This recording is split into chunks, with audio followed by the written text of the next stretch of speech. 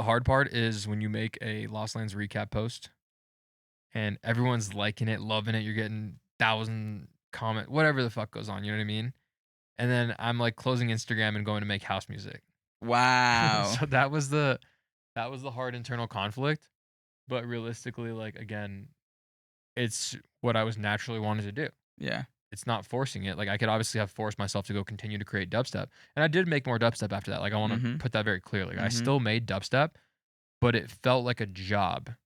And when I would go make like my house, my new shit, my darker sound, like it felt like this is a new experience. This is fun and exciting, And I'm getting that same feeling I got when I first learned how to make music. Welcome to Beyond the Bass, a podcast where we go beyond the music and into the full, authentic stories of your favorite artists. No sound bites or surface level moments. This is truly a space for depth, honesty, and connection. It's my hope you'll walk away feeling more connected to your favorite artists and maybe even a tad more inspired to pursue your own passions too. Today's guest is Michael Stryer, better known as Darker, previously known as Stryer. He's a Denver based producer who's recently moved from the dubstep scene under Stryer to the house scene with his new project, Darker. As Stryer, he's released music with Bear Grylls, received support from Millennium, Wooly, and Grabbits, and played massive festivals such as Lost Lands. Feel free to listen in pieces or jump around as you'd like. Now let's dive in. Brother! What's good? Round two. Let's go. So, most of you probably, well, none of you are going to know this, but this is actually the second time we're recording this episode. We had, we have a backup like system in place to make sure, like, if anything happens, the backup is backing up. And not only did the main system fail, but the backup system failed. So now we have two backups, and we are ready to rock. And this episode is going to be great. It's gonna be awesome. We have Mr. Michael Stryer / Darker in the house. What's good? How you doing? Dude, awesome. Happy to be here again. Well, thanks for coming back. Yes, sir. Probably not many people would come back after that. It's only like a 6-minute drive, so I can't. There's no excuses, All right, well, we'll take it. And We'll they take it. got good air conditioning in here. It's a hot day today, so The AC in here is kicking. it's nice. We love it. Feels good. Yeah. Let's start by telling the listeners what you hope they'll remember from this episode, what they'll really take away. I think from this episode, again, I want people to know who I am really outside of the music. Obviously, like you see me on social media, you see me on stages, and I'm just, hype dude who's in the zone. But I think this will be a good opportunity for me to get a little bit deeper, share some of my story, some of my struggles, some of the things that have kept me going in those struggle times. And it'll be a good, really good opportunity for people who are creatives, music producers, artists, whatever you're doing, to get some inspiration and know that you're not alone in a lot of these things you're going through, and that every part of the journey is truly like you have to go through it. Like there's no shortcut. And then again, just for people to connect with me deeper, just to know who the heck I am, right, and why they should care. He's a cool dude, and you're all about to hear about him and learn that. Let's go. Awesome. Well, I'd love to start with your childhood. Definitely. And to do this, I have another prompt. Okay. So the first time around, there was no picture under his seat. This time around, why don't you reach under your seat and see what's underneath there? No, the cushion, sorry. Shit, my bad. The cushion, like where you're like, yeah, right there. It's not the same picture either. I got some intel about how you got these photos. When I saw it the first time, it didn't even cross my mind. Wow, this one's worse. Who is that little chunker? This is me as a blob. Probably, I don't know what the hell was it. Probably like 1 or 2 years, like probably like 1 years old at this point. Jeez. And I was fat as a kid. Not as a kid, as a baby. When I hit about 3 to 4 years old after this, I became a freaking skinny rail my entire life, basically.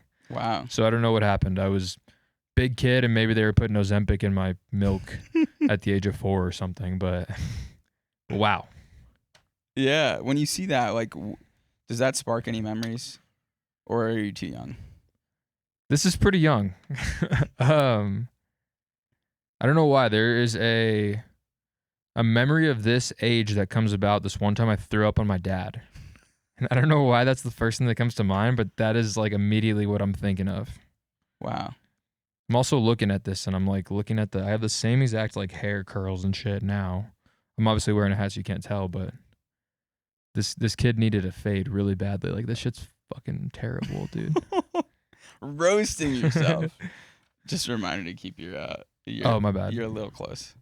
Yeah, there you go. Perfect. Fist length. All right. There you go. Yeah, who was maybe not the baby Michael Stryer, but who was the 5, 6, 7 year old Stryer? Darker. 5, 6, 7 year old Stryer is when I started to discover who the heck I was, right? I think from an early age, especially from that age, that's about the time I started getting really involved in sports, which have been a huge defining factor my whole life. Like that's been outside of what I'm doing career wise or life wise. Sports have been something that's always been tied with me. And this is about like 5 years old is about the age when I really started to get into it. Started to play baseball, basketball, swimming, all that kind of stuff, and just really started to figure out what I liked. Yeah, and you were an only child, right? Only child, yeah. And so, why do you think you were so attracted to sports? I don't know, honestly. I remember the first time I was 5 years old, and again, I grew up in the Bay Area, California. It's called a little town called Newark. My dad took me to my first ever game, which was an Oakland A's game. And I remember sitting all the way up in the freaking moon seats, like top level, very, very top. And ever since that first game, I was just super captivated by baseball, especially. I watched a lot of other sports, but for me, it was always baseball was like my number one, and still is. But back then, I remember I went to that game. After that game, we came home, and I immediately like wanted to start practicing, getting good at baseball, like t-ball, whatever I was doing, because I was like 4 or 5. Started collecting baseball cards, getting the video games. Like back then, it was on GameCube. I think was like Yeah, that might have been a little bit before GameCube. I might have still been on like computer at that point with like backyard baseball. classic. I played the heck out of that. I was me and Pablo Sanchez go way back. Oh That yeah, was my guy. But yeah, I think that led to that, and then like I said, sports have been a huge part of my life, kind of ever since then, and still will always be. yeah.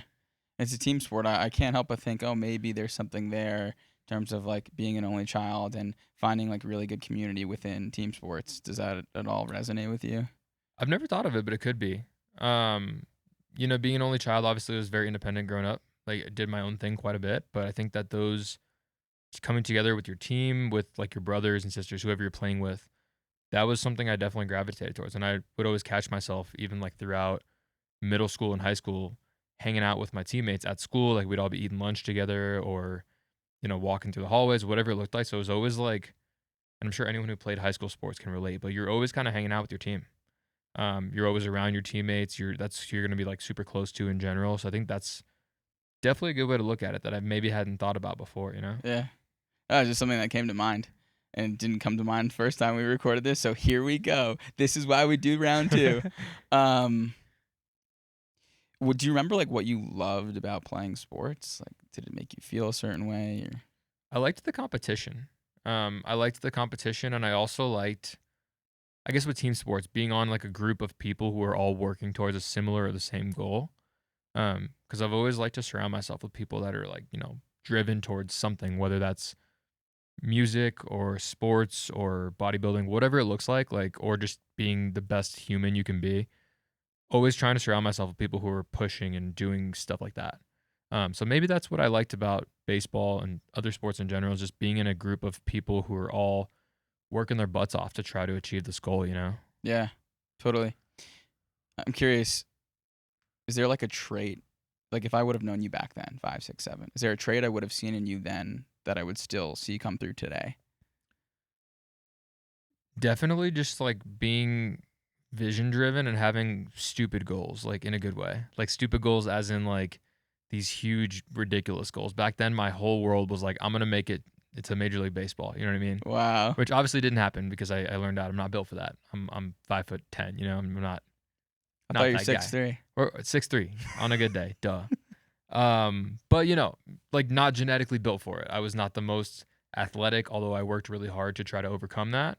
And I still do with what I do with fitness and stuff like that now. But just I feel like with playing these sports, especially like at the top of the game, you have to be like the 1% of the 1% of the 1% to actually make it. And then when you actually make it, you have to be the 1% of that 1%. So it's just like a super, super hard career, which again, I relate to what I'm doing with music now.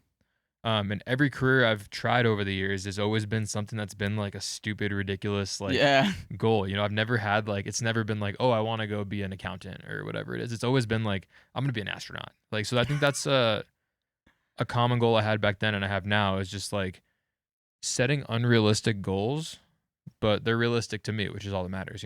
Yeah, I find that fascinating because, like, to be a successful artist, musician, you need to be like the same kind of 1% of the 1% of 1% of 1%. So it's like you said you weren't cut out for it then mostly because of like physicality. Right. Like, I'm curious what makes you think you're cut out for it now. I think it's a little different. I think obviously with music and being a DJ and stuff, you have natural skill, but I think it's more possible to outwork natural efficiencies when it comes to music versus maybe in sports. Like obviously if you're not good at basketball, there's a chance you're just not fucking good at basketball, right? But if you're learning how to DJ in the beginning and you're struggling to lay out drums or whatever, you can go watch 100 hours of tutorial videos or get with a mentor or whatever and overcome that, right? If I'm trying to play basketball and I'm 5'9", I'm just there's I can't coach myself to be 7'2", you know what I mean? Like we're Yeah. just cooked there. But Yeah. like if in terms of DJing and being a producer, I feel like you can learn quite a bit and really outwork a lot of these natural deficiencies. Yeah. I'm glad that you said that because I can sense a theme as to where we're going and like kind of the work ethic that we'll talk about. Okay. Um, cool. Tell me about your relationship with your parents. Being an only child, I'm sure I have a brother, so I can't fully relate, but I'm curious what that's like. Yeah, I love both my parents. They're both very different. I so my parents split when I was about 5 and they stayed really close together in terms of distance. Like my whole life they both lived in the same city of Newark, about a mile away. So it was super easy. I spent time with both my parents growing up and it was awesome. Just very different. My mom and I feel like are very similar in a lot of ways in terms of the way we act, the way we move and stuff like that. And How also so? I don't know, I feel like we're both just pretty chill when it comes to like the way What does chill mean to you? meaning just like sometimes go with the flow when it comes to hanging out or just, what we're gonna do on a weekend. Like my mom and I are usually pretty in line as far as like, let's stay at home and watch a hockey game or a baseball game or whatever. You know what I mean? Yeah. Versus instead of like we would still go do stuff obviously and take trips and all that kind of stuff, but both of us are kind of always on the same wavelength. Or even nowadays, like if we're hanging out and it's the vibe to be scrolling and doom scrolling on social media, we're both doing it. Like I feel like we're just both pretty locked into like that kind of thing. Yeah. That's really cool. And what about your dad? Yeah, my dad also awesome. My best memories of my dad growing up are he and I took a ton of trips.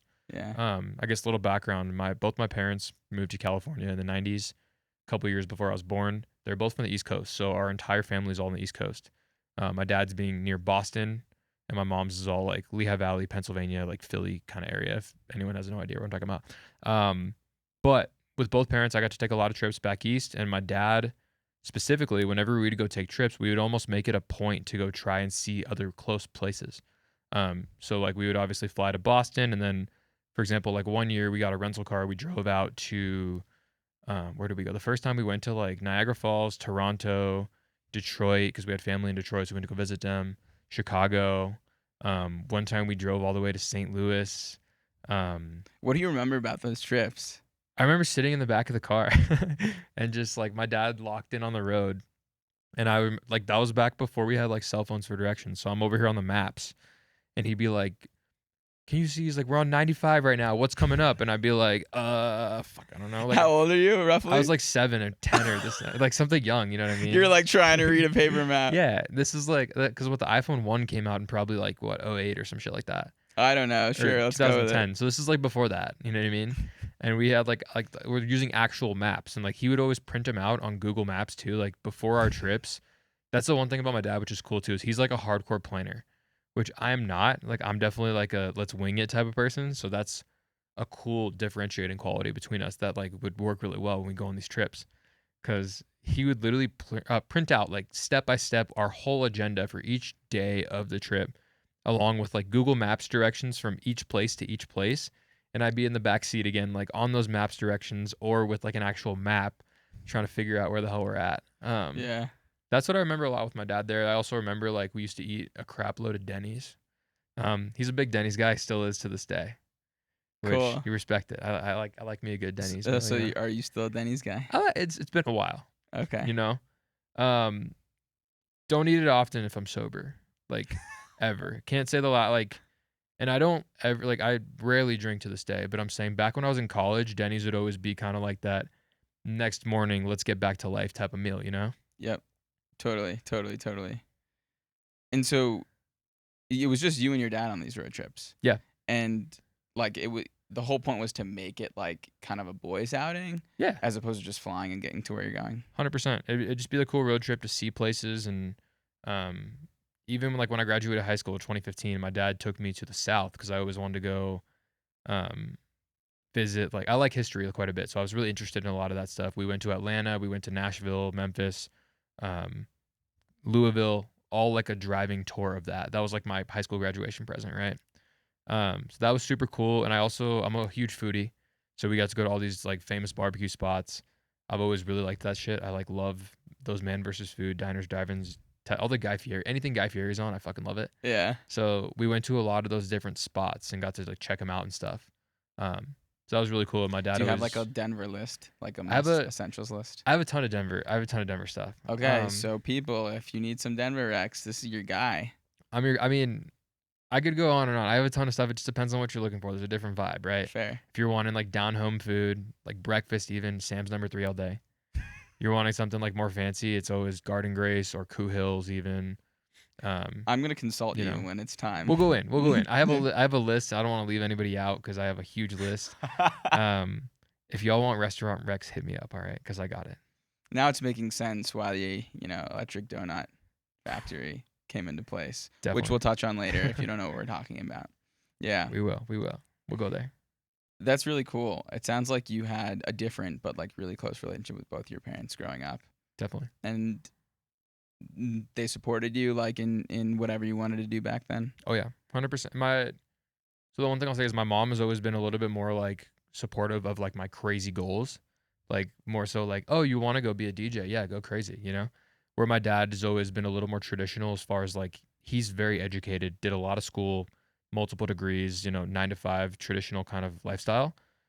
So I think just from his point in the beginning, it was a little bit difficult to kind of see, "Oh, you wanna go do this thing that has no guarantee," right? Right. So it's like, why would you go to college and not use your degree to go get something that's guaranteed? I think that's the biggest difference is like it just took a little bit more opening up on that side of things for him to kind of understand what I was doing and like why it matters. Yeah, and how did that show up like when you were younger? I mean, it wasn't like too much pushback when I was younger Mm, because I'd say like the biggest thing for him was always just like get good grades, get good grades and then you can do whatever you want on the weekends or after school as long as like that's all in line, right? yeah. Which for me, it was always like trying to figure out how to go make money on the side. And since the point I was like a super little kid and like growing up, for me, it was like get good grades, dad is happy, mom is happy. Now let's figure out how to go make some bread, right? Yeah. Why were you so motivated to like make money at such an early age? I think just because I grew up in a pretty like decently wealthy area. Like we're not struggling by any means. Like we were okay. You know what I mean? We were in good, comfortable, middle class, whatever you want to call it, suburbia.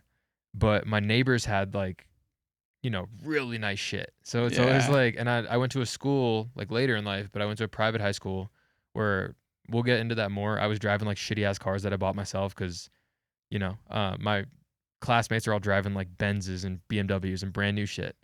So I think just being around all that, I was very influenced to Yeah. want to like level up. And I think it's just a good note that you are what you associate with and what you put in your brain is going to be like what you work towards, Yeah. I mean, it must have been hard though, like going to a private high school and growing up like in a very wealthy neighborhood, and your parents were not poor by any means, but Mhm. like you didn't have the same means that maybe some of your friends or peers had. Yeah. Do you remember how that made you feel? Well, first of all, this sounds like first world struggle as fuck. I just want to make a note, like, Listen, it's you know, real. Like definitely, we live in a first world country and we're incredibly lucky to live in a country that's, that is America. 100%. So, And again, we had food, okay, so it wasn't like we were like starving on the streets or getting kicked out of our house. Like we had all the basics. It was just like maybe I got a used Game Boy or whatever, and my friend got this brand new spanking limited edition, whatever it looks like, you know what I mean? Yeah. So early on, I would say that comparison was a huge issue for me Mm, because I was always comparing myself to other people. Like they have this, why do we only have this or whatever? And it was something I kept learning as I got older is like, it doesn't matter. You know what I mean? Like you're comparing yourself to other people always. If you're doing that for the rest of your life, you're going to be miserable because there's always going to be someone with a nicer car, better watch, more bank account, like whatever it looks like. Like if you compare yourself to what these other people are doing, you're just going to hate your life. sure. Wait, so when did that lesson kind of hit? Was it later in life? It was recently more, I would say. Okay, pretty Last recently. last like several years. Okay. Really since moving to Denver when I got out of California, because I got a lot more perspective living on my own and getting out there having real world struggles where I was concerned about like how am I paying these bills and um didn't have like a parent's credit card to rely on like some people who get in that situation would. You know what I mean? I was like over here figuring it out myself, which is great Yeah, because it taught me a lot of shit. sure. It also must have been hard. Oh yeah. Like I imagine, you putting a lot of pressure on yourself to like make money or like even just being independent, right? I know because I am hyper independent and essentially for me, it was a trauma response. My parents had a divorce and like I felt I needed to like learn my own sense of independence so I could like function and be. And so while it was great, like it gave me some incredible skills. I reflect on that period and be like, wow, like that was a lot of pressure I was putting on myself. I'm curious if like you've felt the same way or feel the same way. Yeah, there's always been a lot of pressure on me. I still feel that to this day, Yeah. Um, especially with the career I decided to choose, which is like one of the hardest fucking careers you could ever choose. Yeah. But there's always been that sense of pressure. I think it's a good thing and I think it's a bad thing, Yeah. because if there's no pressure, you're just gonna be comfortable and being comfortable sucks because you're not making progress, You make progress by pushing yourself and like trying to get out of that comfort zone and trying to take risks.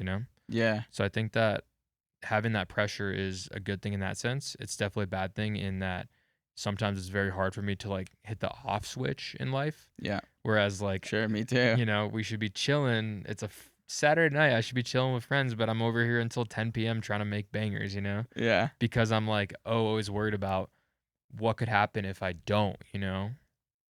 I think Subtronics in a very old clip or interview was talking about how like kids are out there grinding. Hmm. He's like, I know that like there are kids out there that are working way harder than me, and that's what's keeping me going. This was obviously before he blew up, Right. but I just remember that, and I imagine a lot of artists feel the same way, especially now with AI music. People could just click a button. It's not that simple, but you know what I mean. Yeah, it is that simple. Okay, well maybe it is that simple. It was just crazy. I hope they all burn, but that's different. I think AI it takes the whole fucking artistry out of the thing. That's Yeah, I think. Yeah, I think there's a debate on whether it's art, mm, right? And I think it's not a debate that we could really cover, like yeah. as a tangent here. I think we could probably get into it, but I think it's too long. It would be too long of a conversation. Yeah, long story short, it's not, but it's okay. As far as the question was about people working harder and like having that chip on your shoulder, right? Yeah, that roughly yes. So, I mean, I would just say again, it goes back to comparison, right? There's always going to be someone working harder, but just because necessarily you're working hard doesn't mean you're making progress. There's a difference. And the important thing is working hard, but also working smart and being efficient with your time. Yeah. Um, When did you learn that? Dude, honestly, it goes back to my high school baseball coach. Yeah, let's hear it. Coach Norfolk is the GOAT. And Shout out. shout out Coach North. But basically, I remember he had a bunch of different slogans. He'd like write them on the whiteboards in the locker room, and he would always like tell us, and he'd print out these bulletins that say different things. And like one of the slogans he'd always have is "Work hard, work smart." And it's also I'm reading a 50 Cent book right now, Curtis Jackson, and that's like I think that's the name of the book is like "Work hard, grind hard, grind smart," something like that. Mm-hmm. But I guess to answer your question, I first learned it from Coach really, and I feel like that was like the first moment that I was like, oh, just because you're putting in 20 hours a day, whatever, doesn't mean you're actually making progress, right? Because like you can, I don't know, if you're cutting grass, you can focus on one blade for 20 hours a day and say you worked hard as hell, but realistically, the rest of the grass is still untrimmed and there's weeds everywhere. Totally. So it's like being efficient with your time and having a strategy, not just working hard to work hard, but working hard towards something specific and trying to actually make progress and being smart. Is that why you think you were like maybe another reason you were so attracted to sports, right? Because you could easily see like how you get to the next level. It's like doing these types of drills. You could see how you get better at this specific thing. Like, and I imagine the improvement time for sport is pretty quick. Like, it's not like you work and then you see results years later. It's like you work and you see results in the next like couple weeks. Yeah, well, it depends. It depends. Well, sure. With baseball, I feel like it's a long game because baseball is like the one sport where you can put the best athlete. I could put LeBron James on the baseball field and he'll probably still throw like all crazy because it's like the hardest thing, the mechanics and stuff. But the point is not the time. The point is that there is a clear path to direction, like you're saying. Yeah. And I think that's something I was definitely attracted to is like the Yeah. progress in that front, and also like playing video games as a kid. I liked beating video games and shit because you can like actually like measure your progress. So what were your favorite video games? Dude, I played a lot of sports games. 'Kay. I played a lot of like NBA, 2K. I played Madden. I played MLB, NHL, all that kind of shit. I also played a lot of Pokemon, like a shitload of Pokemon. Nice. I used to go hard as hell with that. Yeah. That I played a little 2K in my day. Hell yeah. Actually, a lot of 2K in my day. Hell yeah. But that was way back then. We'll have to run it sometime for the one time. I mean, I'm super rusty. At FIFA, I have a Me much too. better. I'm still rusty with FIFA, but I was very good at FIFA. I was terrible. That was the one game I sucked at. All right, so you could destroy me in 2K, and I'll destroy you right back in FIFA. It's been a good 5 years since I played it, probably. Yeah, So probably we'll probably me be on the too. same level. Yeah. So were you a good student then? Like, did you apply that same kind of work ethic or that mentality to school? Yes and no. I was pretty damn good at school naturally. Like I was kind of one of those kids where No big deal. no big deal. I could show up and like I would pass at the very least, Yeah. I definitely got into like certain subjects. Like I was super interested in history as a kid. So I'd get really passionate about that. The thing was like I loved when we would go to class and like we'd be watching a movie about the thing, like the subject. I just could not stand sitting there through like lectures. Like that was my thing, is like it was hard for me to do that. It was also really hard for me to go home and like read on my own time when it came to that. Um and it was purely just because it wasn't like a subject that I was like, not specifically history. Like every subject in school I liked in general, but it wasn't something that I was like pulled to and like super drawn and like, oh, I need to go become the best at this. You know what I mean? Yeah. Because I guess I didn't see like a clear path of like movement unless I wanted to become a historian or a mathematician, which I didn't. So Totally. When did the dream of being a professional baseball player die? probably in high school. Okay. Um, What was that like? So basically I was really good at baseball my whole life, right? Like until I was about 12, 13. And then I started to notice like all these other kids were just animals and they started to get really fucking good. And I feel like I kind of hit a wall a little bit. Yeah. Just either due to genetics or mind, like mental shit or whatever it was, you know what I mean? Freshman year of high school, I went to a really good sports high school, like really fucking good. And I actually got cut from baseball team freshman year. Oh wow. That must have been hard. Shit sucked. Yeah. How did you handle that? I mean, I'm really proud of the way I handled that looking back now, because it was basically like, oh, I need to work hard so I can do it next year. You know what I mean? Mm. And like, so I think I remember I got cut and I went home and immediately started hitting balls off the tee type shit. You know what I mean? Yeah. So it's like I was like back in it. I was like, fuck this. There's also a lot of like, oh, it's just because the coach doesn't like me. Like all those kind of excuses, whatever you want to call it. Realistically, Yeah. I just wasn't as good. You know what I mean? Sure. So I did that. Then I came back sophomore year and I actually got cut again. Oh my gosh. So at that point, I'm like, all right, this fucking blows, But same kind of mindset. I was like, dude, I love baseball. Maybe I'm just a little bit like slower, whatever it looks like. I don't have the skills, so I'm gonna keep working hard. So at that point, I kept like practicing and shit. And I came back my junior year, I made it. Long story short, and then senior year, I ended up, making it, getting to pitch a little bit on varsity, which was great. And actually had some success. Like you can go look up my ERA and shit. It was decent. Which Well, maybe I'll pull up your stats on a don't side pull panel. up the stats, but Well, you gave me the invitation. if so anybody wants to, all right. I'm gonna pull up the stats and I'm gonna overlay it in the YouTube video. I was decent. I wasn't great. I was good though. I was good enough to play a little bit. But I think again, more than anything, that taught me perseverance, right? And it just taught me that like things are not gonna go your way, just straight up. Like it's gonna Yeah. happen, and just what matters the most is how you continue to either battle or if you quit. You know what I mean? There's two ways you can go about it. Sure. And so you pitched a bit. At what point did you realize, like, you know what, maybe my dreams to be in the MLB aren't gonna come to fruition? I think it was freshman year. Like after, Oh, okay. yeah, like immediately after I kind of got cut that first time, I was like, all right, I'm not making the Major League Baseball, but I do still love this and I still want to practice this and get better and eventually play like high school ball. And at that point, I was like, all right, I'm just going to keep doing it. But I kind of connected the dots that I was not going to be Babe Ruth. You know what I mean? Yeah. But how did you handle that? I imagine it's like pretty gutting because I never had a sport in mind where like, oh, I'm gonna be, at the top tier. I'm also just like not. I'm short, so it's like it wasn't gonna happen for me. So I didn't really have like my dreams kind of taken from me. I'm curious, like how what that felt like. Obviously, you still wanted to play baseball, but like, do you remember how you handled it? I think it was rough at first. Like I definitely remember that. I was super sad. But again, like back to, I was just like, even if I'm not making it to the majors, I want to be the best at this as I can if I'm gonna actually do it because it's something I'm passionate about. Yeah. So it was again just like kind of a chip on my shoulder of like, oh, this happened. Don't feel this again, you know? Mm. Yeah, that's powerful. I mean, that's I think why chips form on our shoulder. It's like that hurt. I don't want to feel that hurt again. Hmm. Let me go out and like make sure it doesn't happen again. And it did happen one more time, but that's okay. Yeah, yeah, yeah, totally. Then it was even sweeter when I actually like made it and got to play and it turned out decent. So it just made the reward more sweet. Sure. Sure. When did music come about? Music had been a thing my whole life in Okay. terms of being around my whole life. I remember back to early days of my childhood and like most kids, my parents put me in piano lessons. Was I super interested in it? Probably not. Like I just went because I was signed up for it and they're paying, you know what I mean? But I did that from about 5 to like 10 or 11, including like I remember like some like recitals when I was a kid and shit. And then So you're also decent. I was decent. Yeah. I wasn't like freaking, crazy natural Beethoven or anything, but I was good enough to like to learn and to practice and I picked it up pretty damn quick.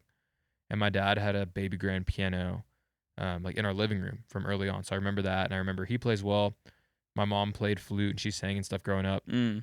So there was definitely music around me, you know what I mean? Yeah. And I went to church growing up and there was music every Sunday, so I feel like I gravitated to a lot of that. Outside of that, my parents, like my mom used to listen to a lot of country. So I grew up on country music. Like that was my shit and I still love country. The likes of like, Oh you know, man. Roast him. Roast him. No, I'm you're kidding. roasting me. I'm kidding. But like I remember like the Tim McGraws, the Kenny Chesneys, Garth Brooks, like stuff like that. It's like the more classic, I guess you'd call it country, not like super classic, but like in Yeah. between. And then my dad used to listen to a lot of like 70s and 80s music. Think like Bee Gees, Michael Jackson, Neil Diamond, stuff like that. So a lot of both of my parents really liked like sing along ballad type music. So I Mm. got really into that. And I think that's kind of what led me to the sad boy shit and like really liking that kind of music. Yeah. Interesting. Well, it's funny. Avicii had some country. Hmm. He intertwined like you could do it if Yeah. you really wanted to. You can intertwine some country in there. Honor May- those roots. Maybe in the far, far, It far would vibe. future. People would vibe with it. I just don't know if it doesn't fit the darker sound, I would Yet, say. Not yet. You're right. maybe there's a cool way you can intertwine It could. it. So your parents were very musically inclined. It Hmm. sounds like, and it sounds like they kind of gently nudged you in that direction. Yeah. Piano didn't stick. Like, did anything stick in like the middle school, high school era, or you kind of just abandoned it? During that era, it was more so just like the soundtrack to my life type shit. Where I'd be like listening to songs while I was working out, playing baseball, walking to the gym, walking to school, whatever I was doing. You know what I mean? I had music on, driving.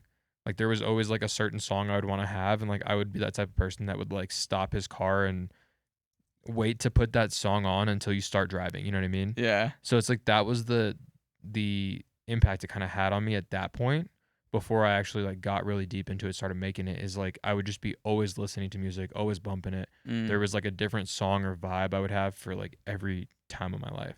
Yeah. That's cool.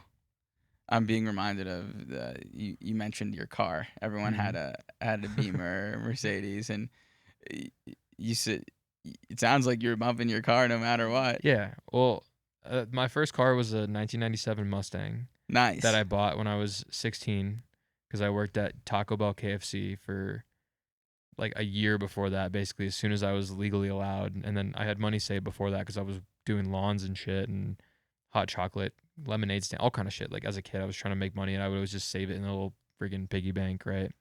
So wish I had learned about compounding back then, but it's okay. Um, my piggy bank was not compounding. But anyways, I got that 1997 Mustang. It had 200,000 miles on it. I think I paid like $1,500 for it back then. Wow. There was no airbags because they were blown out, so it was a salvage car. Wow.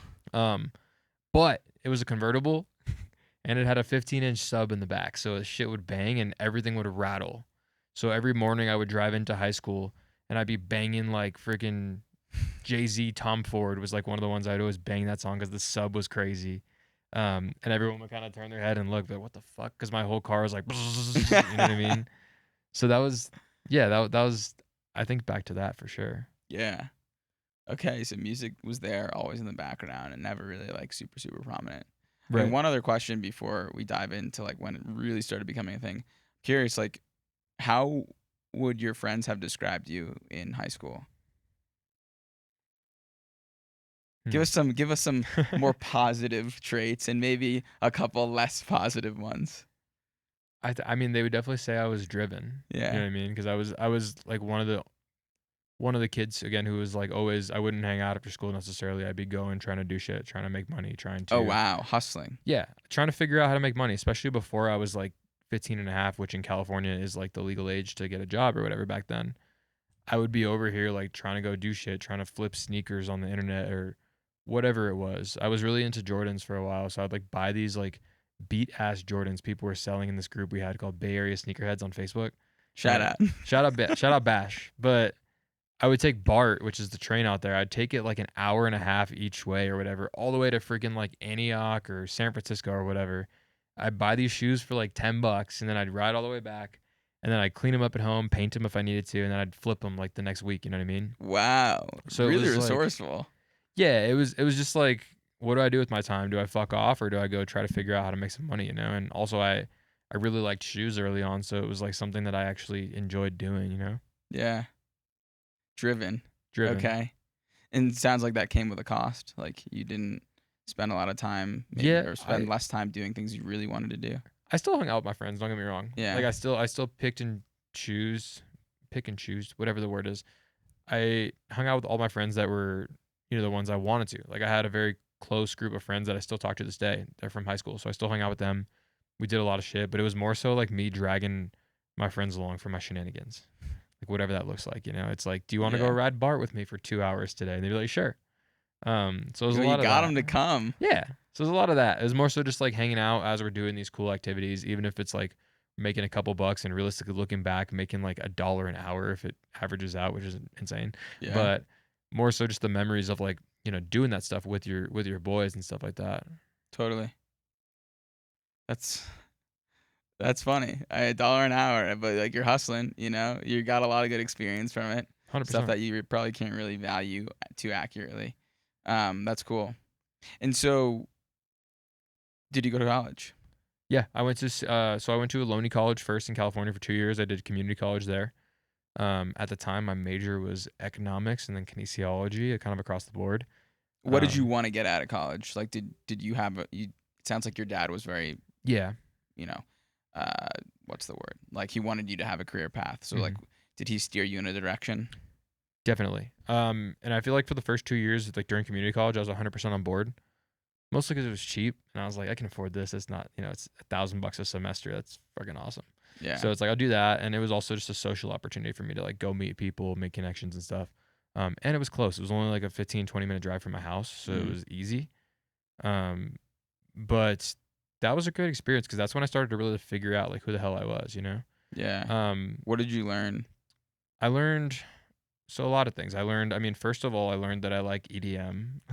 Like that's community college. The first 2 years is where I really fell in love with EDM. I also started doing like bodybuilding, competing back then, like fitness. Got really into that. Started personal training, so I learned I love that. Um, and then I just learned as well, like to just focus my time and energy where it should be spent, and not worry about a lot of the shit that doesn't necessarily matter. Yeah. Let's start with EDM. Definitely. How did you learn that you loved EDM? And love's a strong word. Yeah. Well, I love that shit. For the record. Um, the music connects a lot of my life experiences, a lot of my memories and stuff. Again, it's all tied back to the music, right? That's why I Mm, love it so much, and that's why I make it because I want to generate that for other people, mm. and myself. But I learned that I love it. So I was in college, right? And I had been listening to a lot of EDM for the previous years. Like I remember a lot of like Calvin Harris, DJ Snake, Martin Garrix, like all those artists back in like 2012 to 2014 ish when I was in high school. I was bumping a lot of their stuff. And like LMFAO too, which I don't know if they're definitely EDM, but that was Yeah, like, those are like sort my of. anthems back in the day. You know what I mean? Dude, Like, Party Rock Anthem yeah, is 100%. legit an anthem. I was going back on their shit a while ago and I didn't realize like they have some absolute hits. Bangers. But so about 2012, 2014, I was listening to a lot of EDM. Did not know it was called EDM, didn't know what it was. I just thought it was like, these are cool songs, you know? So I listened to a lot of that. And then come to college, so 2015, community college, I had a couple friends who were going to raves, like these. I had no idea what they were, right? They're just like, yeah, we're going to these raves every weekend. You should come. I was like, I don't know. It's not really my thing, dude. Like, I go to country concerts and I don't like tight spaces. Like, I don't want to go to these, but I'm not like against it because I was also listening. They would send me a lot of sets and stuff, like old ultra sets, EDC sets, and I'd bump them at the gym when I was training. And then when I was doing cardio, sometimes I would just like put the sets on YouTube and I'd watch them. Mm. So I was pretty familiar at that point. I was like, yeah, this is sick. And then I had two friends specifically who invited me to Wobbleland in San Jose. That was my first ever show way back in I think it was the first Wobbleland ever. Mm. But I went in and I had me and two of my other buddies, aside from these guys who invited us. We were just going to meet them there. But my two How other, did they convince you? Because you I said don't you were know. apprehensive. I think they were just pretty, like, they were just like, dude, this is the best shit ever. Like, it's going to be a great time. Even if you don't know any of the artists, like, you're still going to have a blast. And I was like, all right, All right, like, what cool. do I have to lose? You know what I Yeah. mean? So we bought tickets. We drove to the show again. I'm with two of my buddies who neither of us have ever, all three of us had never been to one of these shows. Mm. So we get in line and it's a line around the block in downtown San Jose. And I'm like, what the fuck are all these people wearing? Like, there's like girls who are in like, skimpy ass clothes, and like there's dudes who have candy all over their arms and face, and there's like people with pacifiers on and like these light up glasses and all kinds of shit. This is especially, again, this is like 10 or 11 years ago, so it's like everyone is really ravey back then, so it's like super peak culture. Mm. But I just had no concept of what it was.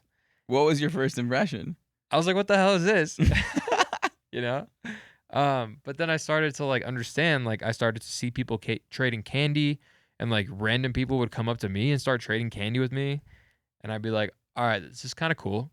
um I was like, I don't understand why we're doing this, but I'm going to do more research after and figure out why this is part of the culture. Mm. But in the moment I was like, yeah, this is cool. I've never experienced anything like this in my entire life. Like, I've never, like, I'm 18 years old. Why is somebody giving me a freaking bracelet? You know what I mean?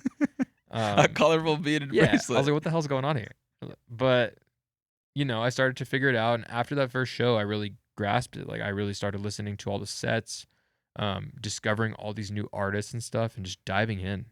And then it just became kind of part of my identity after a while. Like, I just really started loving it and diving in again. And no intention of ever making music, DJing, any of that. Just purely as a fan from the beginning. Like, just loved everything about going to shows, the cultures, listening to music. Started to develop kind of a little crew, like my friends that we just started going to shows every weekend or every couple weekends, whatever. And we'd have these nights beforehand, or like the night before the shows, we'd all get together at one of my homies' houses and like make candy together, like get in a circle and bump music and like, yo, can you pass me the red beads? You know what I mean? Like, we'd Yeah, all start yeah. like laying out beads. Um, which in retrospect, like my mom probably thought it was like, what the fuck is this kid doing? Like, looking back at that, you know what I mean? I just think like to those moments, I was still living at home, coming home with like all this candy on my arm. She's probably like, what the hell is going on? Yeah. So that's Oh, that's so great. that's like the very beginning of when I started, and then it's just kind of I fell off the cliff in terms of like how much I got into this stuff. Yeah. Do you remember like so you felt it was really cool, like the new experience, people trading candy. Do you remember like what being a part of the entire experience felt like? I think it was just community, which Yeah. is cool. Again, it's like goes back to why I like sports. It's because you're all working towards a common goal. Same thing with music, I guess. Like EDM, like everyone's going to these shows with the common goal of having a blast, forgetting about whatever is happening in life, whatever bullshit's going on in the news. Like, everyone is just purely going to enjoy the music, to enjoy the experience, and to have a good time, you know?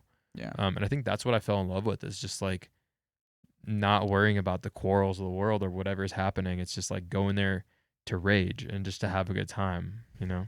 Yeah. I love that. I kind of want to trace both paths, Okay. right? Because I feel like we have the music path and we have kind of the more personal, maybe entrepreneurial path. So it sounds like at the same time you're falling in love with EDM, you mentioned you got into bodybuilding. hmm So tell me more about that. So yeah, I've been going to the gym.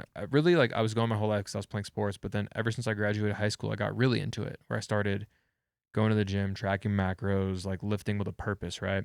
And then I had a bunch of my friends who were also rave friends that were doing men's physique bodybuilding. Mm. At the time, I was 19, so I was still qualified as like a teen. So I actually trained and did a physique show back in 2017 when I was 19 years old. I want to see Um, pictures of that. I I'm I gonna throw an overlay up if I could I find. got smoked. I did terrible, but that was a good time, and I still to this day, like, fitness is one of my huge passions. I love everything about it. But at that time, I got really into it. I did that show. I actually started physical personal training, and I worked at 24 for a little bit for 3 months, and then I did my own thing. I was doing like private training and literally in parks. Like I bought a bunch of equipment and I was like training people in the park because the Yeah. weather was nice in California. Um, and then I started doing like corporate training. I worked at a couple different like all those big tech companies in California, like training their employees in the gym. And then also did some bodybuilding training. Like I was coaching some online clients and stuff, Yeah. and got really into that. Really into training. Super into it. I love it. Yeah. I still would do personal training if I had the time to this day, because What do you love about it? I just like that you're coaching somebody and you're teaching somebody stuff that you know. You know what I mean? So it's like something Yeah. that you've built the knowledge on, and sharing that knowledge and helping them achieve a goal that otherwise might be hard for them. You know what I mean?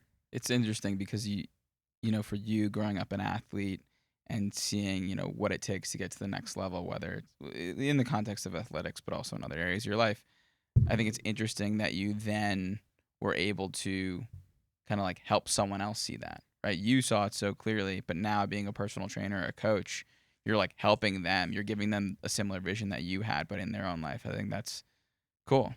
Definitely. And I love it. It was cool because I got to train people of all types. You know what I mean? Whether it's like a 300-pound obese person or like a kid who's like an elite athlete, like I got to do all of that. And it really taught me a lot of skills in terms of that. And Yeah. That's really cool. Okay, so we have, 19-year-old Mike. Do you go by Mike, by the way? Sometimes. either way. Michael. 19-year-old Michael, just getting into EDM, like very big into bodybuilding, in college, in community college. How do you then start dabbling with music? Like, how do we bridge that gap?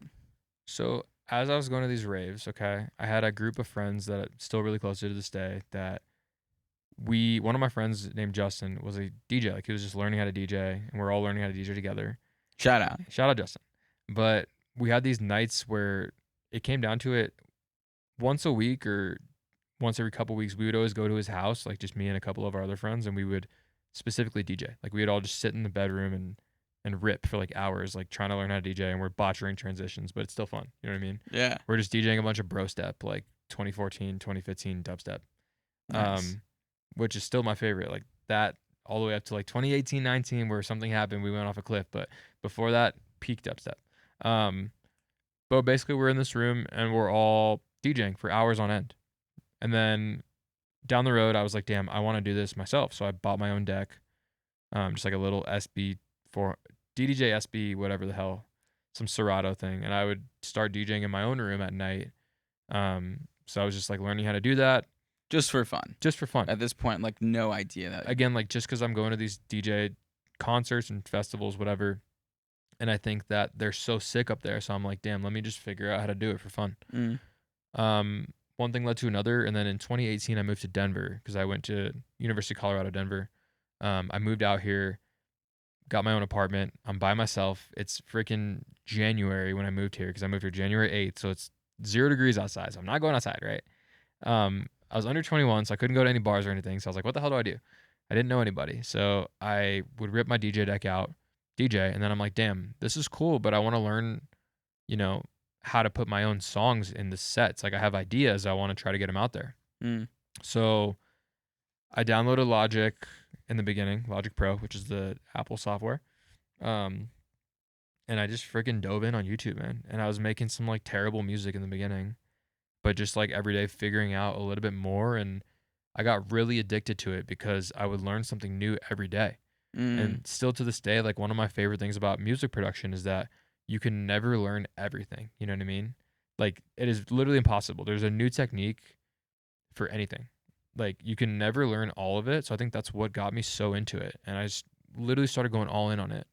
Started learning it. Eventually got Ableton, which I'm still using that software to this day. mm. Took some little private lessons here and there. Spent hours and hours and hours on YouTube, Reddit, at late night, whatever. I'm in class in college and like the professor's talking about macroeconomics, but I'm over here on my computer reading about like sidechain and shit and Wow. EQ. So just like a complete shift of my interest. And it's like for the first time in a long time, it was something that I like truly got into. And I was like, damn, I want to learn as much as possible and get really good at this, you know? Yeah. Why do you think that is? Was it just like the really fast ability to learn? It's Like, about, cause I'm sure people, tinker and maybe they enjoy it, but they don't like go all in. You went all in. hmm I think it's just like it's when you discover your passion, you know what I mean? It's like whatever it is. For me, it happened to be like I freaking love making music, and I didn't know that before. I had no idea. So it's like when I discovered that, I was like, this is the coolest shit ever. Mm. So I want to get really good at this and do 100% go all in, you know? And also just being in Denver too, I started going to shows like every weekend. And then backstory, when I moved here, I had no idea it was the bass capital. Like I zero clue. I had no Wow. no idea that there was an EDM scene here at all. Wow. It just happened to work out like that, Sure. you know? But I guess just again, learning as much as I was learning quickly, my music's getting better. I'm meeting a bunch of friends who are also making music in the scene. I'm going to shows. I'm seeing these huge artists. So the inspiration was just kind of a consistent, like, thing. And then also, like, I was working at a hotel back then, in a restaurant hotel. So I was bartending and serving and stuff, but meeting all kinds of people. And every single one of my coworkers pretty much was into EDM. Yeah. So it was like they all knew what I was starting to learn how to do and stuff, and they were all supporting it. And, That's you crazy. know, Imagine you hadn't moved to Denver. I know. Like any other city, you wouldn't have had the same response. Like you might not be a DJ Probably a or excuse me, fucking artist. farmer right now or something, Yeah. Well, maybe not, but yeah. Something different. That's crazy. 100%. It's being a product of your environment. Yeah. Like I was in this environment. I discovered I love this, and I just took full advantage of it. And everyone I met along the way helped to kind of keep boosting that up and supporting that goal. And Yeah, so what you was know, the goal? What goal developed? I think the goal in the beginning was just get really good at music. Cause I And so it wasn't like no quantifiable. It's just like get good. the first like year or so it was literally just get good and then maybe play some shows because I wanted to. Like it looks fun, you know. Yeah. Because I would be DJing in my bedroom and I'd be like ripping it and like I'm like, damn, I want to do this in front of people, you know? Um, but yeah, in the beginning there was no goal of like, oh, make this a career, headline, get Ferraris and shit. It wasn't that. It was literally just like get good at music because I think it's cool and I want to learn it. Yeah. And then it just kind of developed over time and I saw kind of a clear path to get this to actually being a full-time career. Yeah. You know? When did that first click to you? You're like, wait a second, I think I can actually do this as a career. I think it was about 2019. So like, 'cause- And also, we should mention this is under the Stryer project, yes, correct? yes, yes. So this is all under Stryer, which is my first project. If you guys are unfamiliar, um, dubstep, melodic bass, every other genre possibly, but all sad boy shit. Um, and it was just my last name, so there was no brand pretty much. Early on, didn't know what a brand was early on. That's a different story. Um, but yeah, I mean, there was no goal to be like a headliner in the beginning. I was just trying to figure it out, trying to learn. Um, learning each day, and then just it kind of 2019 or so when I was about a year in, I started to get decent, and I started to see some of my other like local friends start to play bigger shows and stuff like that. And I started to get more in the culture, so I saw a lot of these headliners, and I'm like, damn, they're just regular ass people. Like they're Mm, not. There's nothing different between me and them, sure. except for the fact that they've been doing this longer. You know what I mean? Or maybe they had met a couple certain people that helped push them up. So it's like all I need to do is get really good at my craft, and then these opportunities come, and I just got to be ready for them. You know. Sure. So you were grinding. hmm What did you sacrifice during that time for music? going to class. um, actually going to class. I would skip a lot of class to make music. Um, because again, going back to like my early childhood, I could just show up and do okay. You know, I didn't have to like study, which I'm very blessed for. Okay, that was plus I went to marketing school, so it wasn't that hard. Okay. Um, if anyone's a marketing major, I'm sorry, but it's true. Our shit's easy. Well, it's your experience. It was easy for me. Yeah, yeah, yeah. But yeah, I mean, I would basically what I would do is because I was doing like pretty much 5 classes every semester. And luckily I lived across the street from CU Denver, so it was great. I could just literally roll out of bed and like get to my 8 a.m. if I needed to, you know? Yeah. But, and then I was also working a full time job because I had to pay for my apartment and I had to pay for the food I was eating because I was also bodybuilding, so I was eating just a disgusting amount of food. Um, but, but yeah, I would wake up every morning at like 5:30 a.m. or 6 a.m., produce for like an hour or 2 hours before class, and then go to class if I went to class, or stay home and keep making music. But then even when I was in class, I was like not super locked in on like what I was doing class wise. I was always like kind of on my computer, scrolling music articles or watching YouTube videos on my headphones and stuff like that. Um, Come home, I would have usually like an hour between, I would go to the gym after class and then I would come home, eat, go to work, get home at like 10 p.m. most nights, produce for a couple hours, and then repeat the next day. So you slept like 4 hours, I would five sleep like hours. 5-6 hours. Okay. I would make it work. I'd figure it out. Yeah. But yeah. That's an intense schedule. It's good though. I mean, I like even to this day, like I like having a jam-packed schedule and staying busy. Yeah. Um, Why? What is busy like feel like? Why do you like feeling I busy? don't want to say busy. I want to say productive. That's a better Okay, word. fine. Why do you like feeling productive? I like getting shit done. It's like the satisfaction of like checking off boxes of like, oh, I needed to do these items feels good to me. Yeah. Versus like if I have a whole day that's just open and I'm trying to figure out like what to fill my schedule with, sometimes I go a little crazy, you know? And Yeah, what does that look like? it's something I'm trying to work on because it's very hard for me to like stop and pause sometimes because there's Mm, always like, oh, I should be doing this, and this. And then sometimes it's just hard for me to like sit there and do nothing, you know? yeah. No, I definitely know. There was a period of my life where I mean, listen, I still feel that way, but there was a period of my life where it was really intense for me, Mm. where I was every time I took a pause, I'd be like, "Oh, but I got to do a million things." Yeah, I'm curious like oh, maybe we'll get there, but I'm going to ask it now. Like, what do you do in those moments when you're just like you're trying to chill, you're trying to like breathe, but maybe your mind's going a million miles an hour? It's hard. Sometimes I'll just take a moment. I'll literally take like a minute and just close my eyes and breathe and try to focus on the breathing, like almost like a mini meditation. Yeah. Um, and meditation is something I want to get more into moving forward, something I've done a couple times recently and just trying to practice it. But at least for like right now, it is easier for me to do like those quick little 1 minute pauses or 30-second pauses even, you know what I mean? Yep. And like sometimes if I'm feeling all rattled and shit and I'm about to get on a call with a student or someone I'm doing an online music session with and I'm feeling like rattled and antsy, I don't want to show that in the call. So I'll take that minute to just like breathe, pause. Something that's also really helped me is I've been reading most mornings. Mm. Like been never was a big reader my whole life. Like just would not do that shit. But the past year or so I've gotten really into a lot of these like self-improvement, self-help books. Um and with a lot of those books, it's kind of the same thing. They all kind of say the same thing. Obviously, like grind, you only have one life to live type shit. But a lot of them are deeper than that. And I think also just even if it's stuff you already know, like reading those books and putting it back into your brain is just good habits to have, you know? Yep. And it just keeps reassuring the positivity and the mindset and kind of keeps you locked in, at least for me. Sure.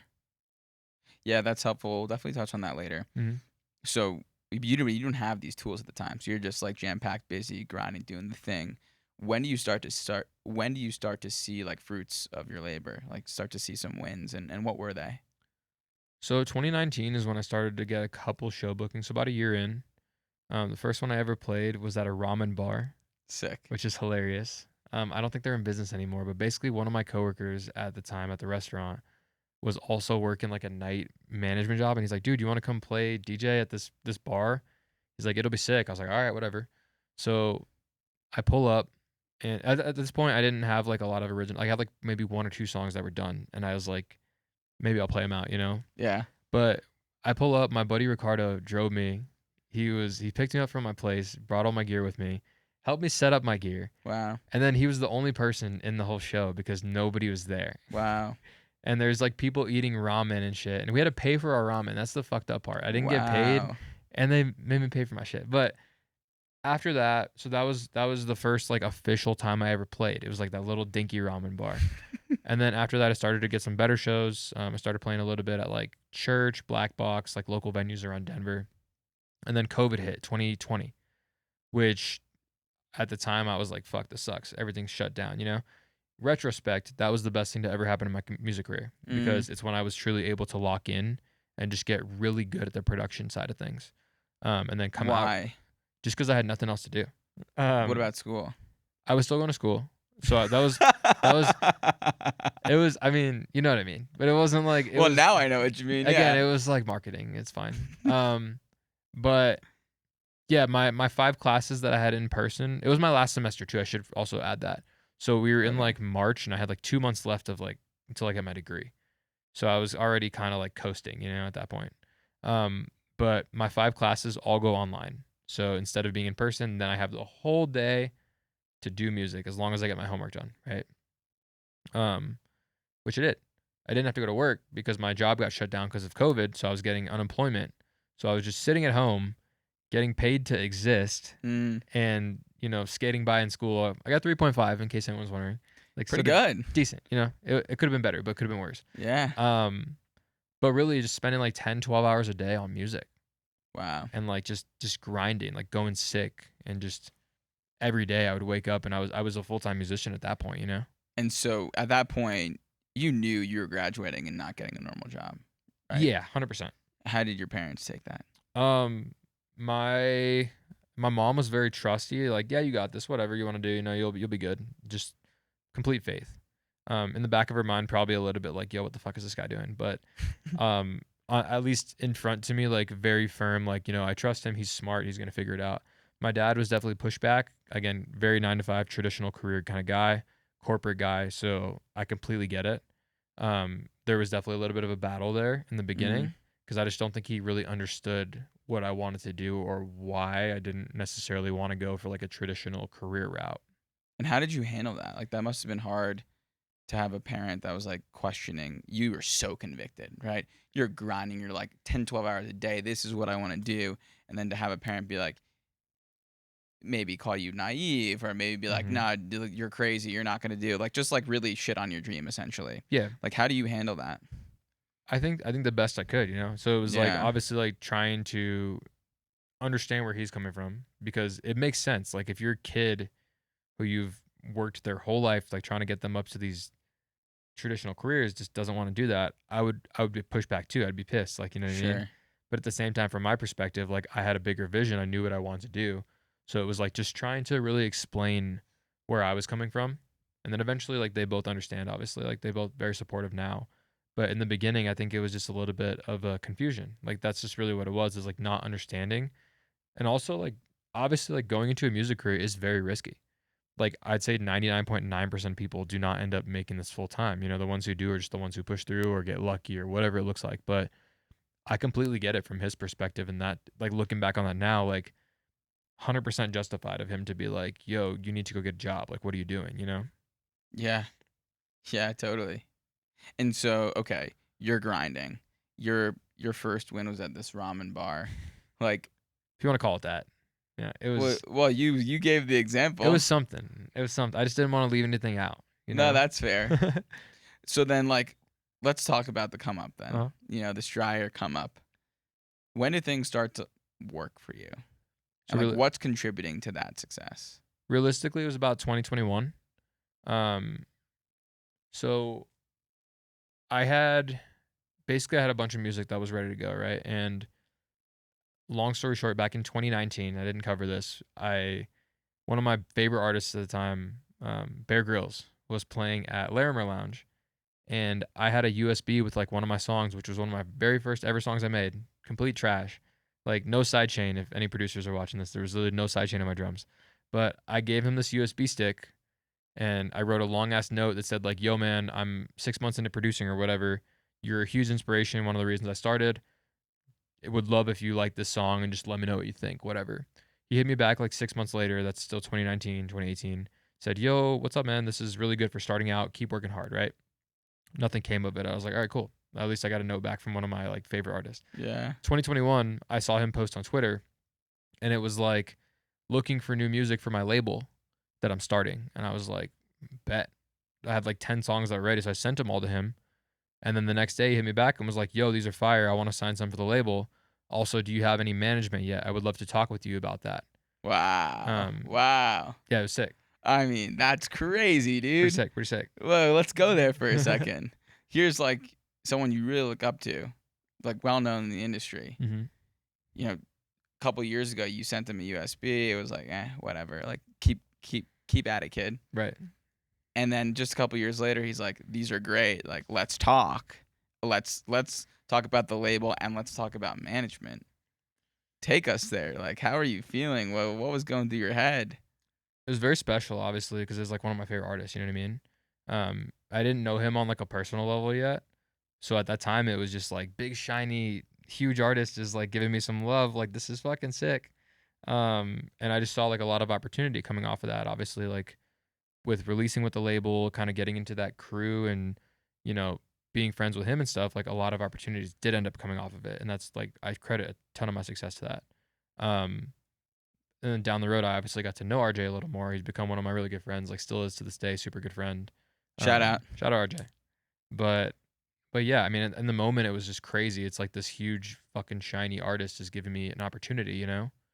Um, and again, now it's like I look back at it, I'm like, ah, whatever, because he's just like a normal homie. But back then, it was definitely like huge in the moment. Yeah. So okay, you have that conversation, Hmm. and what comes of it? So I started working with him and the team. Okay. Basically in the beginning, he helped me get to a lot of other artists like vocalists because I was making a lot of like sing along tracks. Hmm. But I was working with a lot of like smaller Melodic vocalists. dubstep. Yeah, melodic dubstep. Um, I was working with smaller vocalists and stuff like that.